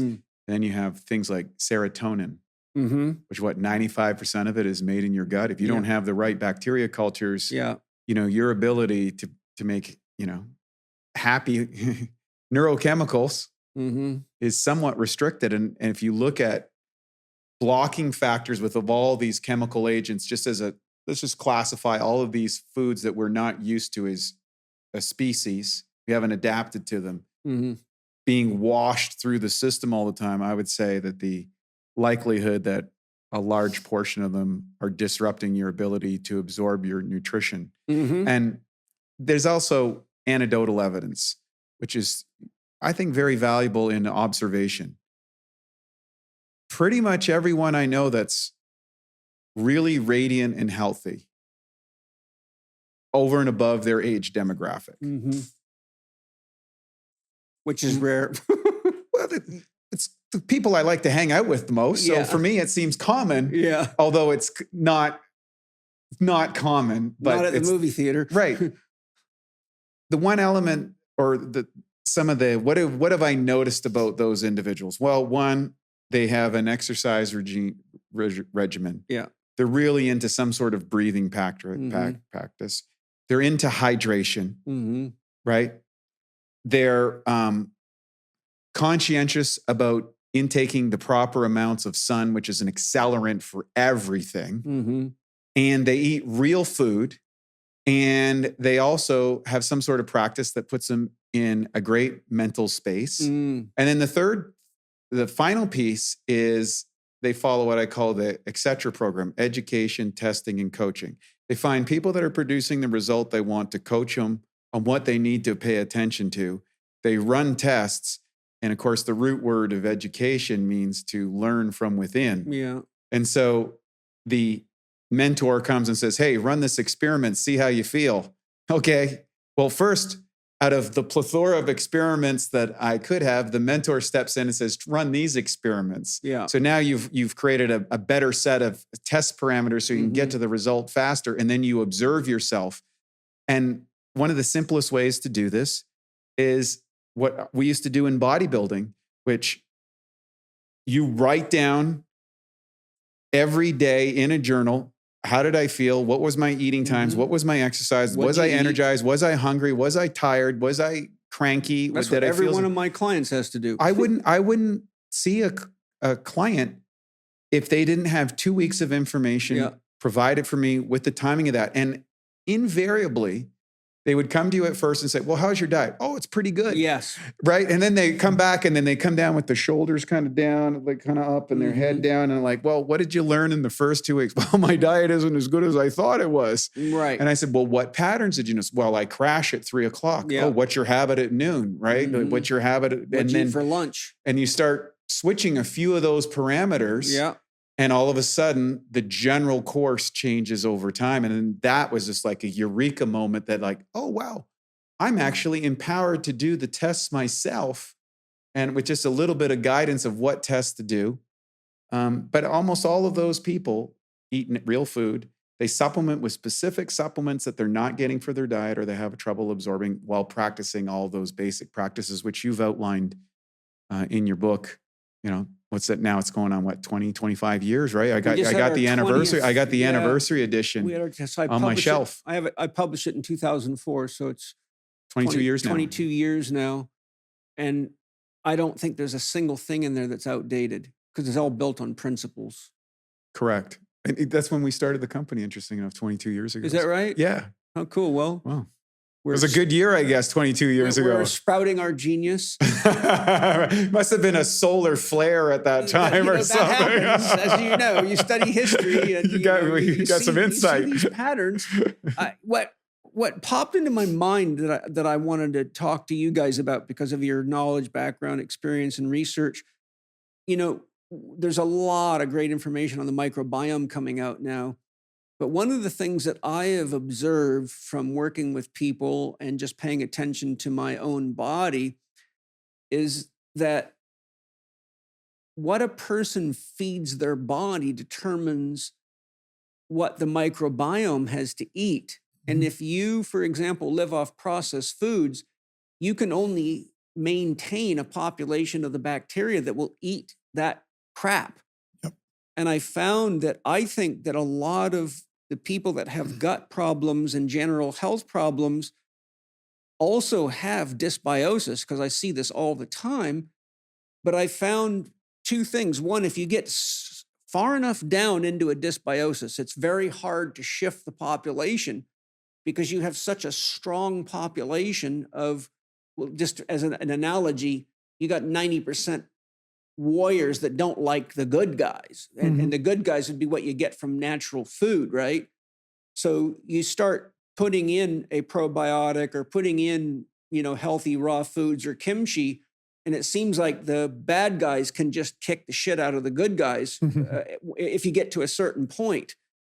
But the point I'm making is I think that one of the overlooked things that I haven't heard talked about much, but I think it's very important, is if you take the typical person's diet, you look at the additives, preservatives, colorings, emulsifiers, stabilizers, chemicals from medical drugs, chemicals from the environment. Think of the chemical cocktail that most people are living in and putting in their bodies. And I think that that's setting people up not only for the wrong bacteria, unhealthy bacteria, but it's bringing in the genes into the body that the body can't use to regulate itself. The microbiome gives us tremendous genetic diversity.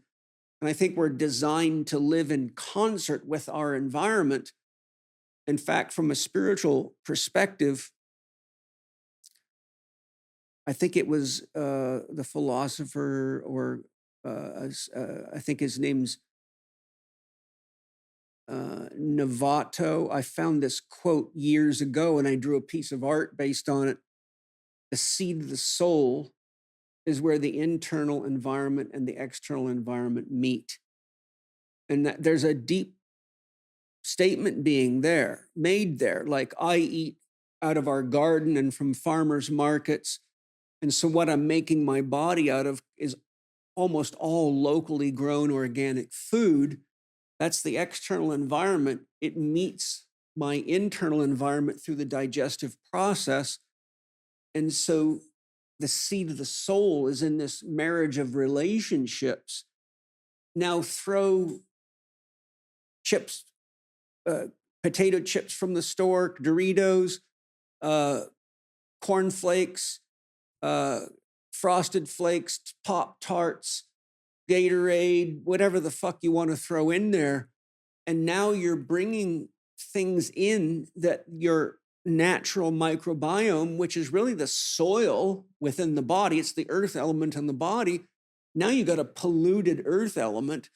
And so I think we have this overgrowth of pathogenic bacteria. And I think it's the wrong genetics and it's producing the wrong chemistry. And the number of people that I've worked with that had suicidal thoughts and really dark inner world. And I said to them, look, let's just clean your diet up. Let's work on your water intake, work on the water source, get organic food. I just basically some real basic stuff. And within 2 weeks, every single one of them no longer had these suicidal thoughts and was very, very grateful. Like, oh my God, because the doctors wanted to put me on this drug or that drug. I'm just curious with what's your guys' thoughts on this from the microbiome and the overall effect it has on our body and the importance of being aware that certain populations of bacteria don't do us well, but they live off of shitty stuff. One tip that I think is incredibly powerful, I haven't heard a lot of people, but not anyone talk about, is bacteria has a 48-hour lifespan. 48. 48 hour? Yes. Okay. But they reproduce like crazy though. True. But if you do a 5-day water fast, which you will kill off and dry out a lot of them, which creates a beautiful opportunity to repopulate. Yes. Which in my experience, our microbiome breakthrough product is the ultimate way to end a fast. Like I've done it both ways. Yeah. Every time I break my fast with that, I have zero disturbances. Like, because sometimes when you start introducing even stuff like fruit, bone broth, I'll go to the toilet a few extra times. Yeah. So yeah, it's a great opportunity. So I think that's a great strategy. If you've got dysbiosis, starve them out. Yeah. Starve them out and then introduce some stuff. We talked about serotonin. So half of your dopamine is produced in your gut. Our probiotic breakthrough product, one of the things we tested a bunch of strains. That's what used to be P3OM, right? Correct. Yeah, formerly known as P3OM. I got P3OM so stuck in my mind, Penny's forever having to tell me when I'm shooting ads. All that meant was powerful. It was powerful probiotic. Proteolytic probiotic. That's what the P3 stood for. It was just too long to say. So now we just went to probiotic breakthrough. But it's the same strain, but that's been a mutated strain. Mm-hmm. So that was subjected to a toxic soup. A sine wave was ran through it. About 2% of the bacteria actually survived, and they cultivated new capabilities and abilities, which we called it the Navy SEALs of probiotics. And particularly what's interesting in that, it will digest proteins, undigested proteins. Oh, great. And that's what a lot of these bad bacteria feed on, undigested proteins that produce indole and skatol and all these neurotoxins and stuff like that distort people's thinking and brains. I love that stuff, by the way. It's amazing. I've been using that for now basically 22, 23 years, something like that. It tastes fantastic. You can feel it when you do it. And I take four before bed every night for the last couple of decades. And during that time, I've only been sick a couple of times. Okay, you're talking about that. I'm thinking of the powder, the scoop of vanilla flavor. That's the microbiome breakthrough. That's what I'm saying. Break the fast with. That's what you break the fast with. Yeah, okay, because that's a great product as well. It's amazing. I love that stuff. But one of the things that P3OM or Provide Breakthrough does that we tested in the lab, it's a GABA powerhouse. So it'll produce GABA, which of course is incredible for calming nervous system. And interestingly, a bit of a side note, but GABA won't cross the blood-brain barrier. So the current theory and hypothesis is that it's hitting the vagus system. So that's because anybody who's, almost everybody who tries GABA, it is, whatever the form, and I'm sure, you got a bunch of herbs that you vaporize that have GABA in it, feel it. But again, it's just not crossing the blood-brain barrier. So it's got to be hitting the vagal system.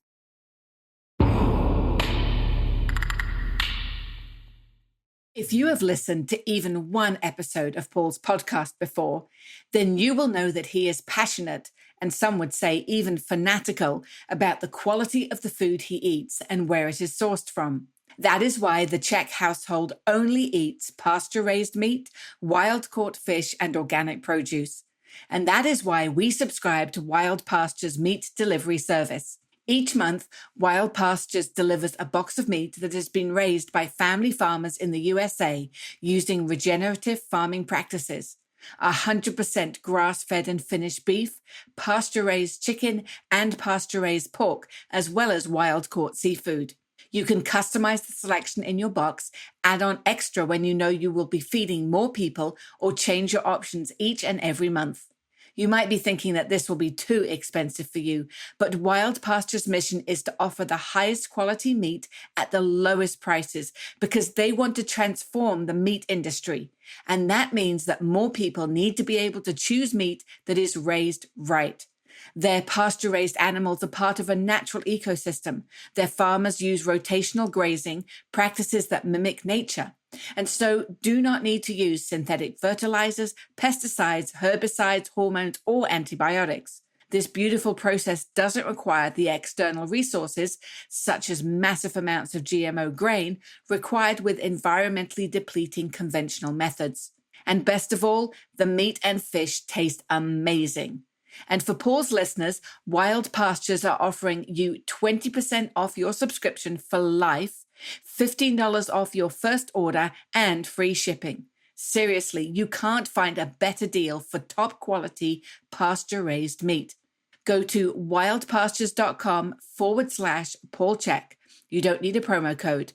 Just visit wildpastures.com/Paul Chek and start choosing the goodies you will have delivered to you in your first box. We still have a lot to learn about human anatomy and physiology. That's the beautiful part. Yeah.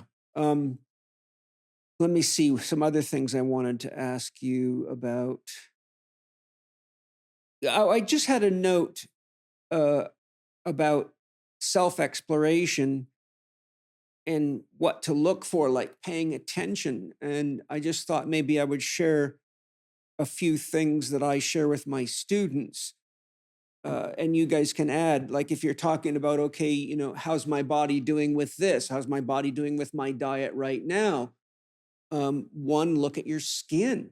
Mm-hmm. If your skin looks aged, that's a sign that something's not right. The first place to go is are you hydrated adequately? But a lot of people with processed food have much more aged looking skin. So I found that. So look at your nails. If you have checks in your nails, if you have ridges in your nails, if your nails are too soft, if they flake too easily, if you have fungus under your nails, that's a very bad sign. Look at your hair. I don't have a lot, but if you have split ends, if your hair is dry and brittle, that's often fatty acid deficiencies or mineral deficiencies. Look at your urine, the smell of it, the color of it. Look at your poop. Just a quick interject on urine and hydration. Like if your pee is clear, crystal clear, yeah, that's not good. Like it should be kind of a mildly yellow. Correct. Yeah, that is. But it shouldn't stink. No, that's a different story. And if you go to any public urinal, it smells like you're in a toxic frickin' spot there. Mm-hmm. The best example of this, and I'll make a small confession, which is, and you'll get this. So I love occasionally going to the movie theaters. Yeah. And doggone it, it's just really hard to walk by the popcorn, which is terrible. Yes. Oh yeah, I know that one. And I used to have my clients do an experiment. I said, okay, watch the movie and see how much popcorn you consume. I said, and then if you want, go take a bag of popcorn and sit out on the sidewalk and just try to consume it without a movie that's Right. hypnotized. You can't do it on the sidewalk. No, you won't eat it. But I'll nail down a whole bag in there. Yes. And then the second I get out of the movie, I got to run to the urinal. Yeah. And the urine just stinks to high heaven because I've probably just intoxicated my system to the end. And every time I go, why do I eat the popcorn at the movie theater? I don't understand why I do it. And I still haven't broken that habit. I think it's excitation. I do too. Well, that was the experiment. Yeah. I would say for fun, sit in the back of the movie theater and watch a movie and just watch the people of when they eat. And the excitement builds up and then as soon as the relief comes, you're walking in all the popcorn it's like that you can, right? Score. Yeah, it is. It's like the music is the movie's the conductor, and you can see the people responding. It's just like you're hypnotized by the movie, and you're manipulated into consuming something that you cannot consume without that external indoctrination machine. It's fascinating. It's a fascinating mental experiment to go do. There's another factor that I've observed in myself and in others. When we're eating popcorn, in most instances, we're doing something fun in our culture. Yes. So if you're at a movie and you're eating popcorn, it is a cultural symbol that you're having a good time. Yes. And that you can just relax and enjoy yourself. And eating is also a way we bond with each other. So you got the entertainment, you got the I'm having fun, and it's not a stressful environment right now. So let me just dig it. Let me soak it in. Yes. Yes. But, I carry my own, I don't do it anymore because my body just reacts very negatively to popcorn. But whenever I used to go to Penny and I used to go to the movies that was like our reward for ourselves every Friday to go to a movie. And we would make our own organic popcorn with butter and bring it and sneak it into the theater and sit there and, have the top of the line popcorn in the world. But and it's a bummer to me that I can't eat popcorn. I just got to the point where I just couldn't take maybe 4 days of pain after it. But, it was movie night and I'd say, okay, I'm going to do this. But as you get older, your tolerance for that stuff diminishes, goes down. Yeah. You're talking about something that's very important. That's running a lot of research, and that's very objective science. It's measuring this, measuring that. What's the known levels of this or levels of that? Which there's also, if you read the book Biochemical Individuality by Roger Williams, PhD, it shows you that a lot of that information is very flawed. Not that I'm detracting from science. I'm saying we're making a lot of assumptions on what normal of anything is. But the point I'm leading to is, we're in a very left-brain culture. We worship science. And then you look at the science of consciousness. You look at the hard problem and you see everyone's having such a hard time with the hard problem, which to me is a joke. It's another whole discussion. But the point I'm really driving at is, how do you guys handle the marriage of balancing the objective with the subjective of intuition, gut instinct, and just the dog's nose? It starts with the subjective. Yeah. Usually wait till a test. I mean, there's just never a shortage of ideas, and it always feels like downloads about things. Yeah. And also there's been many products where it literally felt like I was being guided, and even just the rabbit holes, guided in the right rabbit holes. And, usually the process is, okay, we have an idea for a product. We look at, and there's some like left brain stuff in there. Like, yes. Is this market viable? Are we too early? Are we too late? Can we build something better? There's a lot of like left brain questions. But then you start building it and you get into all the research and you get those more right brain eureka moments where, yeah, you know what? And Berberine Breakthrough was really built that way. Mm-hmm. I built that product. And as I was looking at all this stuff, I'm like, yeah, okay, this is going to hit that, and that's going to hit this. And it felt more like a right brain experience putting that together. And then, of course, you got to validate everything with the lab. Yeah. And that's more of the latter step. So the step that takes the most time and the most money, but you got to do it. I think that I appreciate what you're saying because you guys are formulators, but I'm an alchemist at heart. Mm-hmm. And I don't have a scientific lab. So what I have to do is validate it with the lab of my own body and my own experience. But what I say feels good to me is totally subjective. And what you say feels good to you and you to you is totally subjective. And what the lab can validate, like you and I talked about my weird reaction to magnesium and how it does the opposite to me. It winds me up. If I take most magnesium products before I go to bed, I can't sleep for shit. I actually feel like I'm buzzed out on caffeine. But that's not a typical thing that someone that works in a lab would say about magnesium.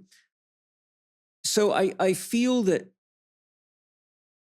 we as a culture have leaned so heavily on objective science, and we've become so left brain in our analysis that we've lost this deeper connection. Like what you're saying is how I get guided too.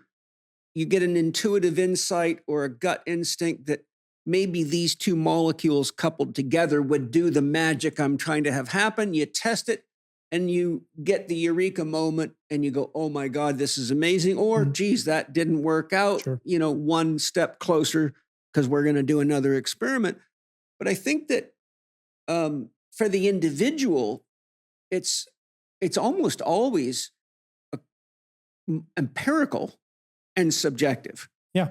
Wade and I were talking about placebo effects on the way up here this morning and the biology of belief, right? Yes. So I think one key point you're making is there's genetic variances, and like obviously there's something very likely in your genes that make magnesium an energizer. It's the same thing with GABA, by the way. But 15% of people get energized on GABA. So for these people, don't take it before bed. And then Wade and I were just talking about the power of the placebo effect, embracing the placebo. And if you believe that something doesn't work, it will diminish the impact of it. And if you believe it does, it will increase it. There's been, countless studies. Exactly, right? We know that's true. So that's another variable in the mix too, right? Yes. First off, let's talk about what you're really illustrating, I think, is a consciousness issue. And if you do a cultural issue. Well, let's just take something that everyone's familiar with is the temperature scale. So you can use Fahrenheit, Celsius, or Kelvin. Now, whatever modality you're using, it's 72 or it's 22 or it's whatever Kelvin. That's a subjective system that has been clarified as object. And at some point on that scale, we as individuals, subjective experience says, well, that's cold or that is hot. Now, my wife is from Sao Paulo. So her version of cold and my version of cold very different. Yeah. There's no change in the objective scale of Fahrenheit or Celsius, but our subjective experience is radically different. Yes. Yeah. And so that's where objective data is always directional and subjective is experiential. But it's still directional though. Yes, it's internalized awareness, which is really where education comes in, to be able to take a set of data, an experiment. I'm going to try this exercise. I'm going to try this food. And then based on that, I'm going to integrate the subjective experience from the objective information. Yeah. And information could be food. It could be exercise. It could be a thought process. It could be a philosophy. Yeah. which we could call objective. But when you really strip it all away, everything is subjective. And then you get into, at some point, that's why almost all of the great scientists eventually end up to studying consciousness itself, because you realize that's the limiting factor within everything. Well, that's where the saying perception is reality comes from, is that very issue. And you can philosophically hack at that all you want, but I think a lot of these guys just jerk off to finding out ways to be antagonistic to everything instead of paying attention to the reality of their own experience. You know, I remember once I was giving a lecture in Australia, and I was talking about the subtle energy bodies and the chakras and how that all worked. And this guy got so pissed off, he stood up in the audience and raised his voice at me and goes, "I am a scientist, and what you're saying here is bullshit. I don't even know why my wife paid you to take this course." And I said, "So you think it's bullshit just because you can't measure this?" He said, "Yes." Well, I said, first of all, there are instruments that can measure this. And I gave him the history of that, which began in, I believe, 1972 with, forgot her name, from UCLA. She was the first one to scientifically prove the chakra systems. And so I said to him, I said, so what you're telling me is if you can't prove it scientifically, then it doesn't exist. He said, yes. I said, I have a question for you. Is love important to you? And he paused because he knew right then he'd been caught. He said, yes. I said, well, your wife's sitting right there. Shall I ask her how important love is in your relationship? How do you weigh and measure that? Do you exclude that? Because what you're trying to do is hold me to the standard that says if you can't weigh it and measure it, it doesn't exist, which means there's no bond between you except money and things to do. You know, so you see that what I'm driving at is that, and the reason I brought this up is because with the way doctors are trained, the way nutritionists are now trained, everybody's got a lab jacket. Chiropractors have turned themselves into miniature medical doctors. We've got orthomolecular science. I mean, you see all the books. I've read lots of them. But I see all sorts of people with PhDs in nutrition and MD degrees that are sick as dogs, unhealthy people, look like shit, feel like shit, yet they're smart as shit.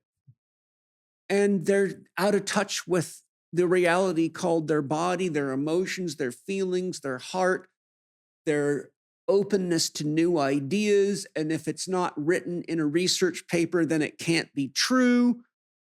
And that's why I brought it up. I think that, I think one of the reasons that you guys are successful is because both hemispheres of your brain are talking to each other. Mm-hmm. But when you look at the system that we live in and the culture we live in, we've gotten so trapped in our left brain by smart people with PhDs who publish papers and condition people to think if it's not scientifically valid and it's not real. I think we're dying from being smart. The map is not the terrain. Yeah, exactly. You can read a map and know all the positions on the map, but you haven't actually gone and traversed the terrain. Right. When you traverse the different terrain, you'll find the differentiation because the map is a singular plane where the terrain is undulating and has all sorts of elements. Well, the map doesn't change, but the terrain does. Absolutely. Every minute. Encounter rattlesnakes and wildebeest. And so all objective authority, in my opinion, should be treated as, hey, it's a map of what you can potentially experience. And from that map, I'm going to go journey the terrain. And then I've actually experienced what the map can never prove by its illustration. It's a directional goal. Mm-hmm. We wrestled with this when we first started the company, and the idea of objectivity, subjectivity. We're going down and seeing all kinds of lectures with Dr. David Hawkins and the map of consciousness and nonlinear dynamics and quantum mechanics and all of these elements. The act of observation changes the experiment, strange attractor fields, and all of this really fantastic stuff. And so we said, okay, we can never be absolutely sure about anything. Number one, authority is a rigid position. Yeah. So one always has to bake in the humility. And so how do we do that? Well, here's what we believe that we understand. Here are the reasons why we believe this to be true. Mm-hmm. And here is the offerings we have based on that. However, we are also aware that no matter how well-intentioned or how thorough we might be in the cultivation and development of a product, an idea, a subject, whatever, we're subject to error like everyone else. And so the way that we would wrap that up, because we didn't want to instill negative karma by, fleecing people unintentionally. Yeah. We said, hey, you know what? If people try some of our stuff and they don't like it, we'll just give you your money back if it didn't get the experiments that you thought that you wanted. Now, sometimes those people are projecting stuff onto us. Yeah. Sometimes they were a case that didn't get the results they wanted, et cetera. And it was like, that was our best way, because one of the things that we want to encourage more than anything else, and I think your listeners of the podcast, why we've been with you for so long, is you've taught that aspect of experiential reality and running those tests yourself, is to, if someone purchased a product, bought anything from us, it's like, you know what? If it doesn't work for you, we want to return that value to you. Yeah. We want your feedback. Yeah. Because that's informing, even if it's not in the way that, hey, you're going to buy our products or whatever. And then we want to reward you by returning the capital that you spent with us, that energy units. Yeah. And letting you redeploy that for another experiment, because you've given us value by providing us insight to something that we may not be aware of or not know. Yeah. And our development of new products and services or new renditions of what we're already done has often been on the negative feedback. It's an essential component of the system. And any authority that isn't willing to be vulnerable enough to withstand social injury is essentially what it is. My authority is being challenged, therefore I have to shut this down, as opposed to being open and inviting and vulnerable, saying, oh, well, tell me your experience about that. Yeah. Hey, well, okay, that's an insight. Maybe that is going to lead us to another discovery that is going to have massive improvements for a whole segment of the population that has been excluded. And Absolutely. our whole point is the service of mankind. Yeah. And those spiritual-based ideologies of like the law of one, that we're all a human condition, that we're all contributing to this thing, has been a foundational aspect of our business model, our personal relationship. And that's not easy. No, It's not easy. It isn't, because, I could give you 1,000 reasons why I'm a business owner and, understand human beings and everything. But I just want to say that it really shows in the products myself. I'm Paul Chek saying this. Like I've said to you on previous podcasts, you constantly are telling me, oh, we're researching our magnesium breakthrough. Like you're researching this. It's like you guys have been researching and researching and researching. Like there's very few companies in the world that have that much interest in actually improving the product. It's kind of like somebody that thinks because they've memorized scriptures that they're enlightened and they just believe. So I think it's a really great thing that you guys are doing, and I think that to have that disposition is important for other companies to see. And you guys are very, very successful, so it's a statement that you can be successful by being creative, explorative. You can invest in research. You can produce good products. It's not all just about making money. I'm sure you guys get a lot of thrill out of finding all these things out. It's like the greatest pioneering expose of life, On our team meetings, the favorite part of the meeting, there's two favorite parts of the meeting. The beginning and the end. No doubt. Which we open with a meditation. Oh, great. And restate our intent and our values of the company. We have a sharing experience of who embodied those inside of the company. And then the next favorite part is we read the testimonials, because not everybody's in the lab. They're marketers, there are copywriters, there are, every different aspect of the business that you can imagine. We have staff in 29 countries, over 160 people working for us around the world directly, and then our adjacent partners and distributors, et cetera, et cetera. So it's like thousands and thousands of people. Yeah. And the favorite part is reading the testimonial about the 67-year-old woman that now can go to the bathroom every week, or the person that was suffering from a blood sugar issue and now nothing worked and this worked. And I get to participate in that, by the way, because I get those testimonials from the people I give your stuff to. And which leads to the most important realization that I've had in my whole journey. We both started out as personal trainers. Yeah. We fell in love with people feeling better. Yes. Amen. But here's the curious aspect that I think is a great point to be aware of. Why do we feel good when we were able to provide something for someone else that helps them feel good? There is a biochemical reaction. Mm-hmm. Now, we've been very successful. The company's been very successful. Yeah. And I'm very grateful for that. But there is not one single number, hundreds of millions, billions, whatever the number is financially, that can even compare to the sense that I feel internally when I read that testimonial on our team from some lady in Idaho or some person over in some part of the country that somehow discovered us and had a life-changing experiment. And that drives the motivation, it drives the culture, and it drives the gratitude. And at the end of the day, gratitude and appreciation open up what I think is real wisdom. And that wisdom will give you the subjective insights to go do the next adventure and objective because you've passed the test. And every single company that goes through the journey of starting out as an idea, we started the company with $100 and a vision. And there are points in that journey that you will be tested. Mm-hmm. Always. Product, raws, margins, feedback, lawsuits, reactions, all sorts of tests supply that are chain. going to be. And if you have that guiding light behind all of it, you will pass those tests. Yes. And if you abandon that,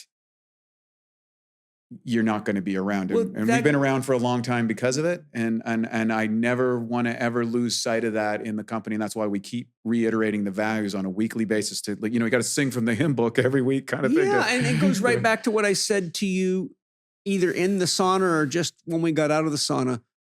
A labor of love is sustainable. Yes. Anything else is just labor, and it's not sustainable.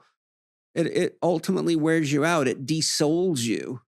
To just put hubcaps on a car when you have genius sitting in your soul because you're getting a paycheck is a great way to just slowly die. Yep. My point is, when you do what you love to do, no matter what the challenge is, it's just another growth opportunity. It's another obstacle to climb. It's another exploration, and it's another way to learn new things and to solve problems. It's part of being human. It's part of being the human experience. And love comes with responsibility. It's like taking responsibility for what we create for people. These are very important concepts. I saved the best for last, you guys. Okay. My soul gave me a koan the other night. I was listening to a book on wisdom that had some pretty deep, good stuff in it, and it triggered a koan in me. You guys are very aware that as a general theme, science hates belief. You understand the concept, right? But isn't it true that believers, like religious people, also hate science because when it produces objective facts that go against their beliefs, they reject it, they get irritated, they get upset, and act potentially violently? Okay? So here's the koan. If you go on the blackboard right here and write science hates belief and put a line under it like a mathematical equation, and then I write belief hates science, then put an equal sign with a question mark, what does it equal? Because we've pretty much just described the human condition, haven't we? We've got left brainers that hate belief and only trust science. And we've got religious, more right brain, not, sort of right brain, but we got people that run strictly on belief, not fact, and they resent science that goes against belief. Mm-hmm. So if you look at those two against each other, where does that leave us? I think, they say one of the marks of intelligence is to be able to hold two opposing thoughts. Exactly. And I love experiments. I love science. Mm-hmm. But as we were talking about earlier, I know the power of belief. I know the power of embracing a placebo. Mm. So to me, those are not opposing things. They're just two different things. And Mm-hmm. they're both tools. They're both powerful. But I think, when people think one thing is the ultimate truth and sort of attacking anything that's different, that's really the core of the problem. Well, we're spiritual beings. Yeah. And we've been blessed and cursed with human physiology. And inside of that, we innately defer to some type of authority. Mm-hmm. And that authority then takes on a tribalistic element. Mm-hmm. I'm part of the scientific community. I'm part of the church, Mm-hmm. which is saying I'm part of the Iroquois versus Yeah. the Mohawk Nation. My people against your people. Right. And so people, the security element of our brain, exclusion from our tribe meant certain death. Mm-hmm. And the ancestral elements is built into our nervous system. And we default to that under the more stress that we're under. Mm-hmm. And then the emotional flush happens. Yeah. So for example, we all have been in situations where we might have been less resourced or more stressed in a situation. And our ability for emotional regulation determines, so the difference between an untrained gunfighter and a real gunfighter is that the threat comes up and the emotional response on the untrained gunfighter means he's dead. Mm-hmm. And the expert gunfighter is able to manage Mm-hmm. the emotion and maintain the execution of what he has to. And all training is subjectively exposing yourself to levels of stress and that you can maintain emotional equanimity. And when you can retain emotional equanimity, you are then capable of holding two opposing ideas in your Mm-hmm. mind. Yeah. But the second you lose that, your ability to do that goes down, and then you default into tribal dynamics, Yeah. which is being accelerated today with social media, phones, and the proliferation of competing ideas grabs people's attention because our brains see, oh, that's a threat. I need to pay attention. It's like going past the car accident on the highway. Yeah. It's liberals versus Republicans. Mm-hmm. It's vegetarians versus the keto people. That sort of conflict gets attention, and then we go down that model and we're hooked. And so the idea is to bring yourself back to spirit.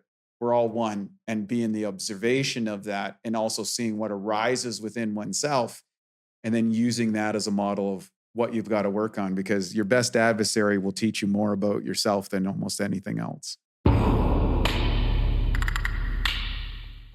Imagine having a personal blueprint for how your own body works, what foods support physical and mental harmony, what movement your body actually needs, and what steps to take to build real health from the inside out.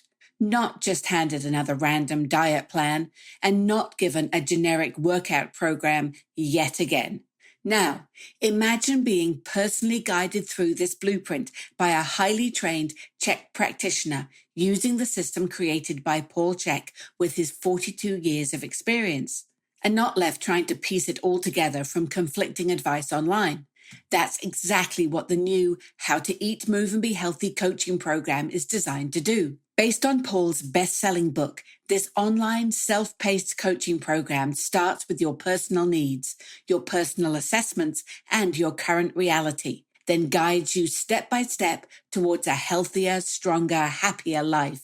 You'll learn how to eat in a way that works for your body, build a foundation of balance and symmetry through movement, and follow a phase system designed to help you handle whatever life throws at you.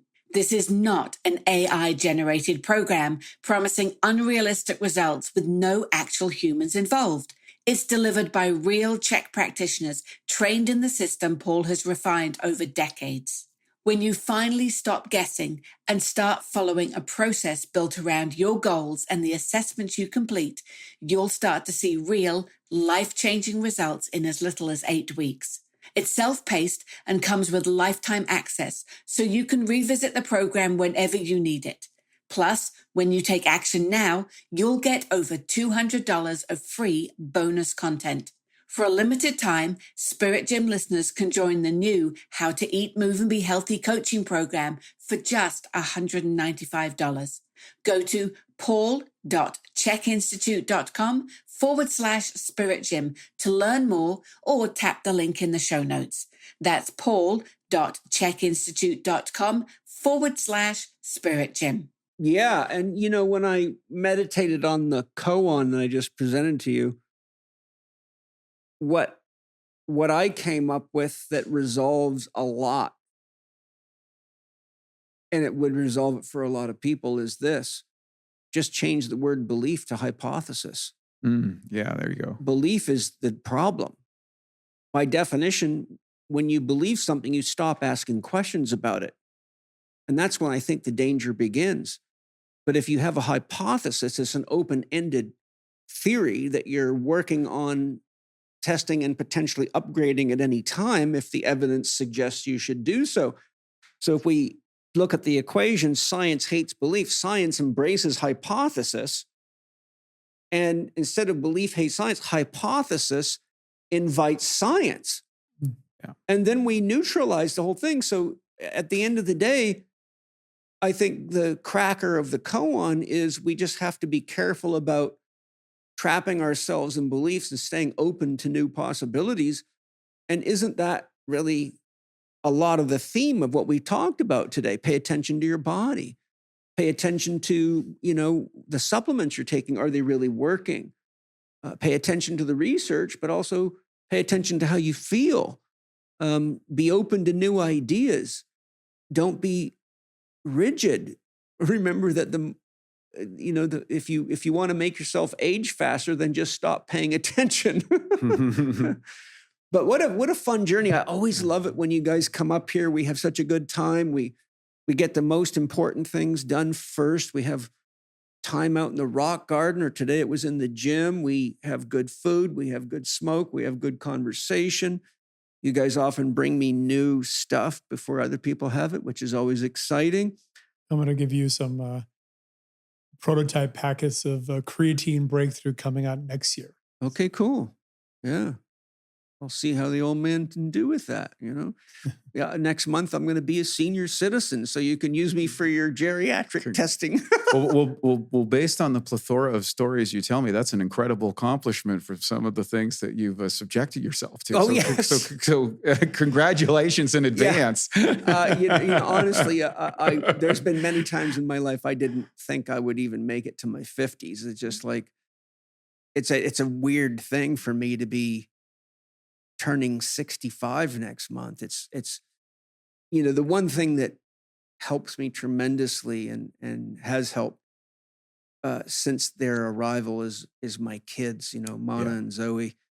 Mana came when I was 54, and I thought, oh my God, what have I done to myself?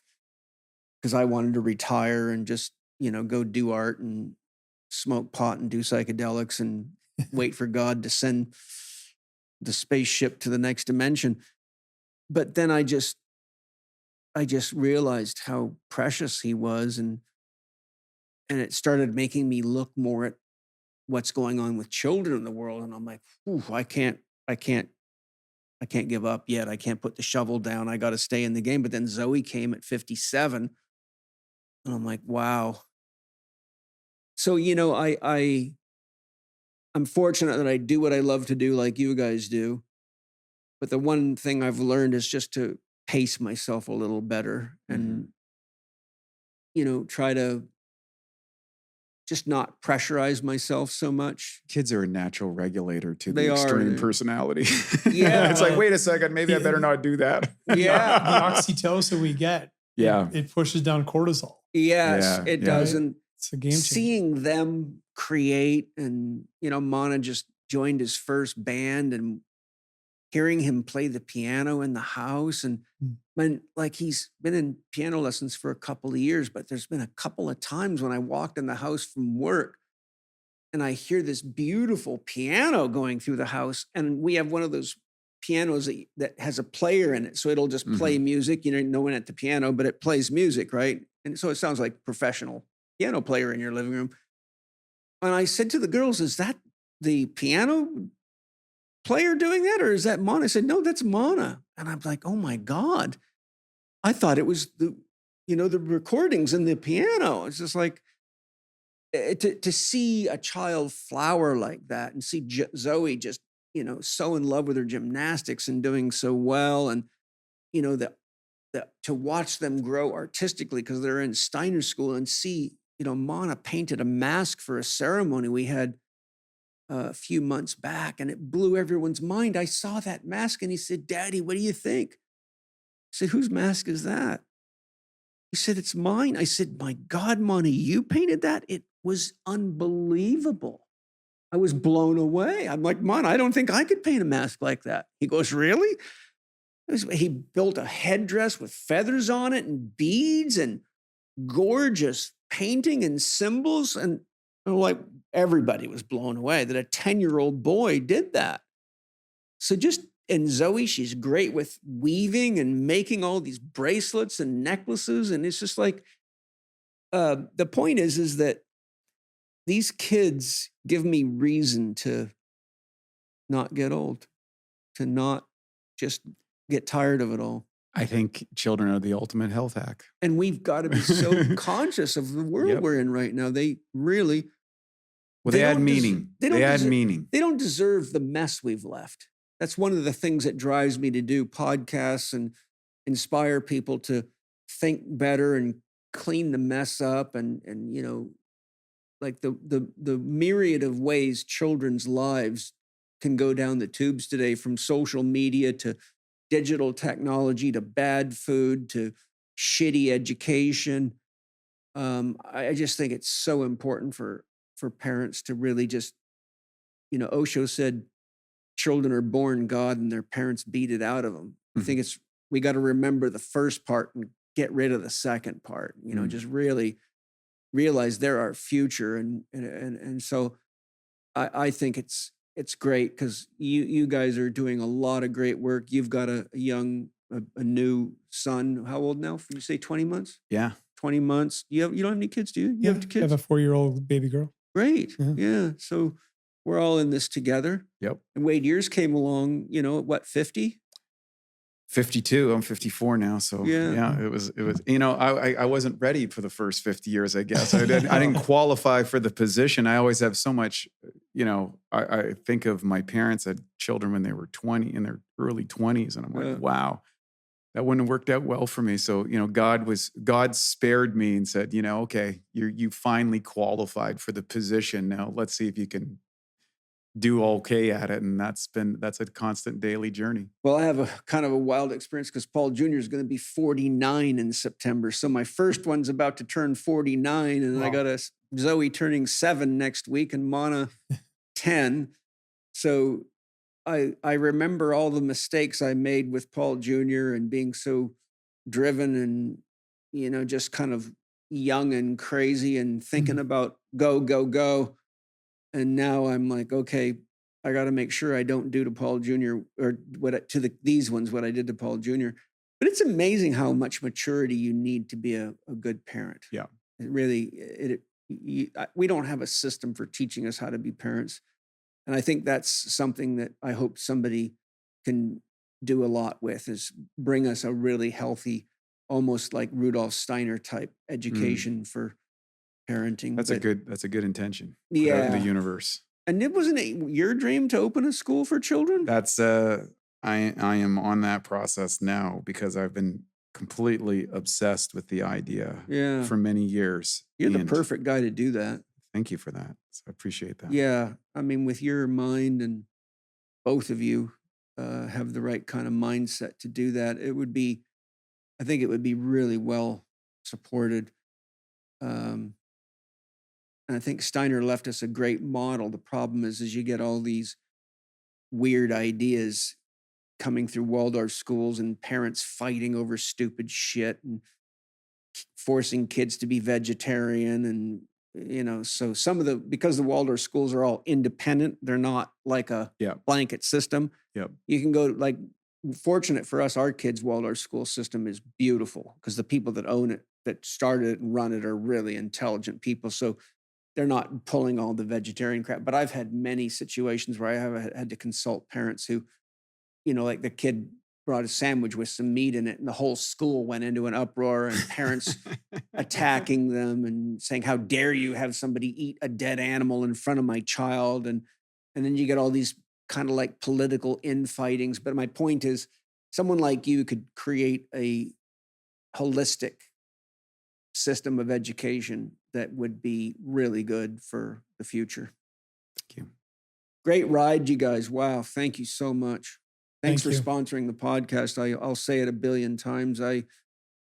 There's nothing more rewarding for me than knowing that what I provide people through the podcast is stuff that really does help.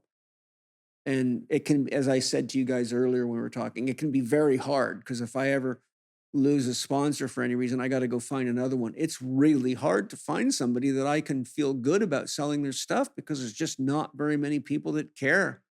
It's very hard to find the kind of quality you guys provide. And your reputation behind closed doors is when Paul Chek recommends something, it's great. Well, Yeah. that's because I don't want bad karma. Yeah. Well, I said it, I think our last podcast, but I'll say it again. If you're in the health field and you're really committed, eventually you end up at the top of the mountain here at the Rainbow and sitting in front of Paul Chek and getting that which got you to that point resolved. Yeah. The question that drove you to the top of the mountain to ask the teacher, well, if you got here, you earned the right to get the answer. And I'm very appreciative, because we always get answers to lots of questions every time I'm here. Thank you for that. It's a great two-way trail exchange. It's so funny, because when people do often come up here and meet me, and I'll offer them a bag of smoke, and they'll go like, you use tobacco? And I might offer them a piece of chocolate. You eat chocolate? And, and they're like in shock, because they think I'm like this hardcore yogi that just, meditates all day and lives off of vapor and, and I'm, my answer is, hey, not too much, not too little. That's how you stay healthy. Wish you're rocking that shirt today. Is that what it says? That's what it says on the back.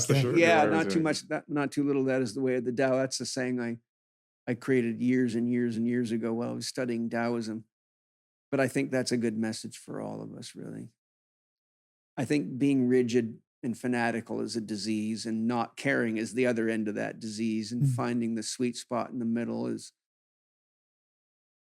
where the magic is. It's kept me healthy. It's kept you guys healthy. So, hey, I hope you guys enjoyed the podcast. Thank you to all my sponsors, including the two guys sitting right here. And thanks for buying all the products that you can from the sponsors, because those sponsors get all their source materials from organic farmers and biodynamic farmers who take care of the planet for us. You're putting money in the hands of companies that actually care about you. You're taking care of your body, and a little goes to the podcast. And that's a quadruple win. We want to support the 4-leaf clover. And thanks to you guys for really being genuinely interested in your health, your well-being, your education, and being a living example to others, and sharing the education and sharing the podcasts. And I look forward to sharing something amazing with you in my next podcast. So lots of love. Thanks again, Wade. Thanks again, Matt. Don't take 6 months to get here again. Will do. Thanks. Bye, guys. Thank you for listening to Spirit Gym with Paul Chek and today's guests, Wade Lightheart and Matt Gallant. We'd like to thank BIOptimizers for being one of this podcast's longest running sponsors. Visit BIOptimizers.com/Spirit Gym and use the promo code PAUL15 at checkout to get the best deals possible. You can also check out the BIOptimizers Nutrition Coach program, bioptimizers.com/shop/products/nutrition-coach. For more interaction with Paul, you are invited to join his newly redesigned Spirit Gym community membership, where you can watch his Purpose Aligned Path program, meet other members in the members-only forum, and join Paul for bi-weekly Q&A calls. Go to myspiritgym.com for full details and to register. And finally, if you enjoyed today's episode, please subscribe to the show on the podcast platform of your choice. This podcast is available on Spotify, Apple Podcast, Amazon Music, Audible, and YouTube.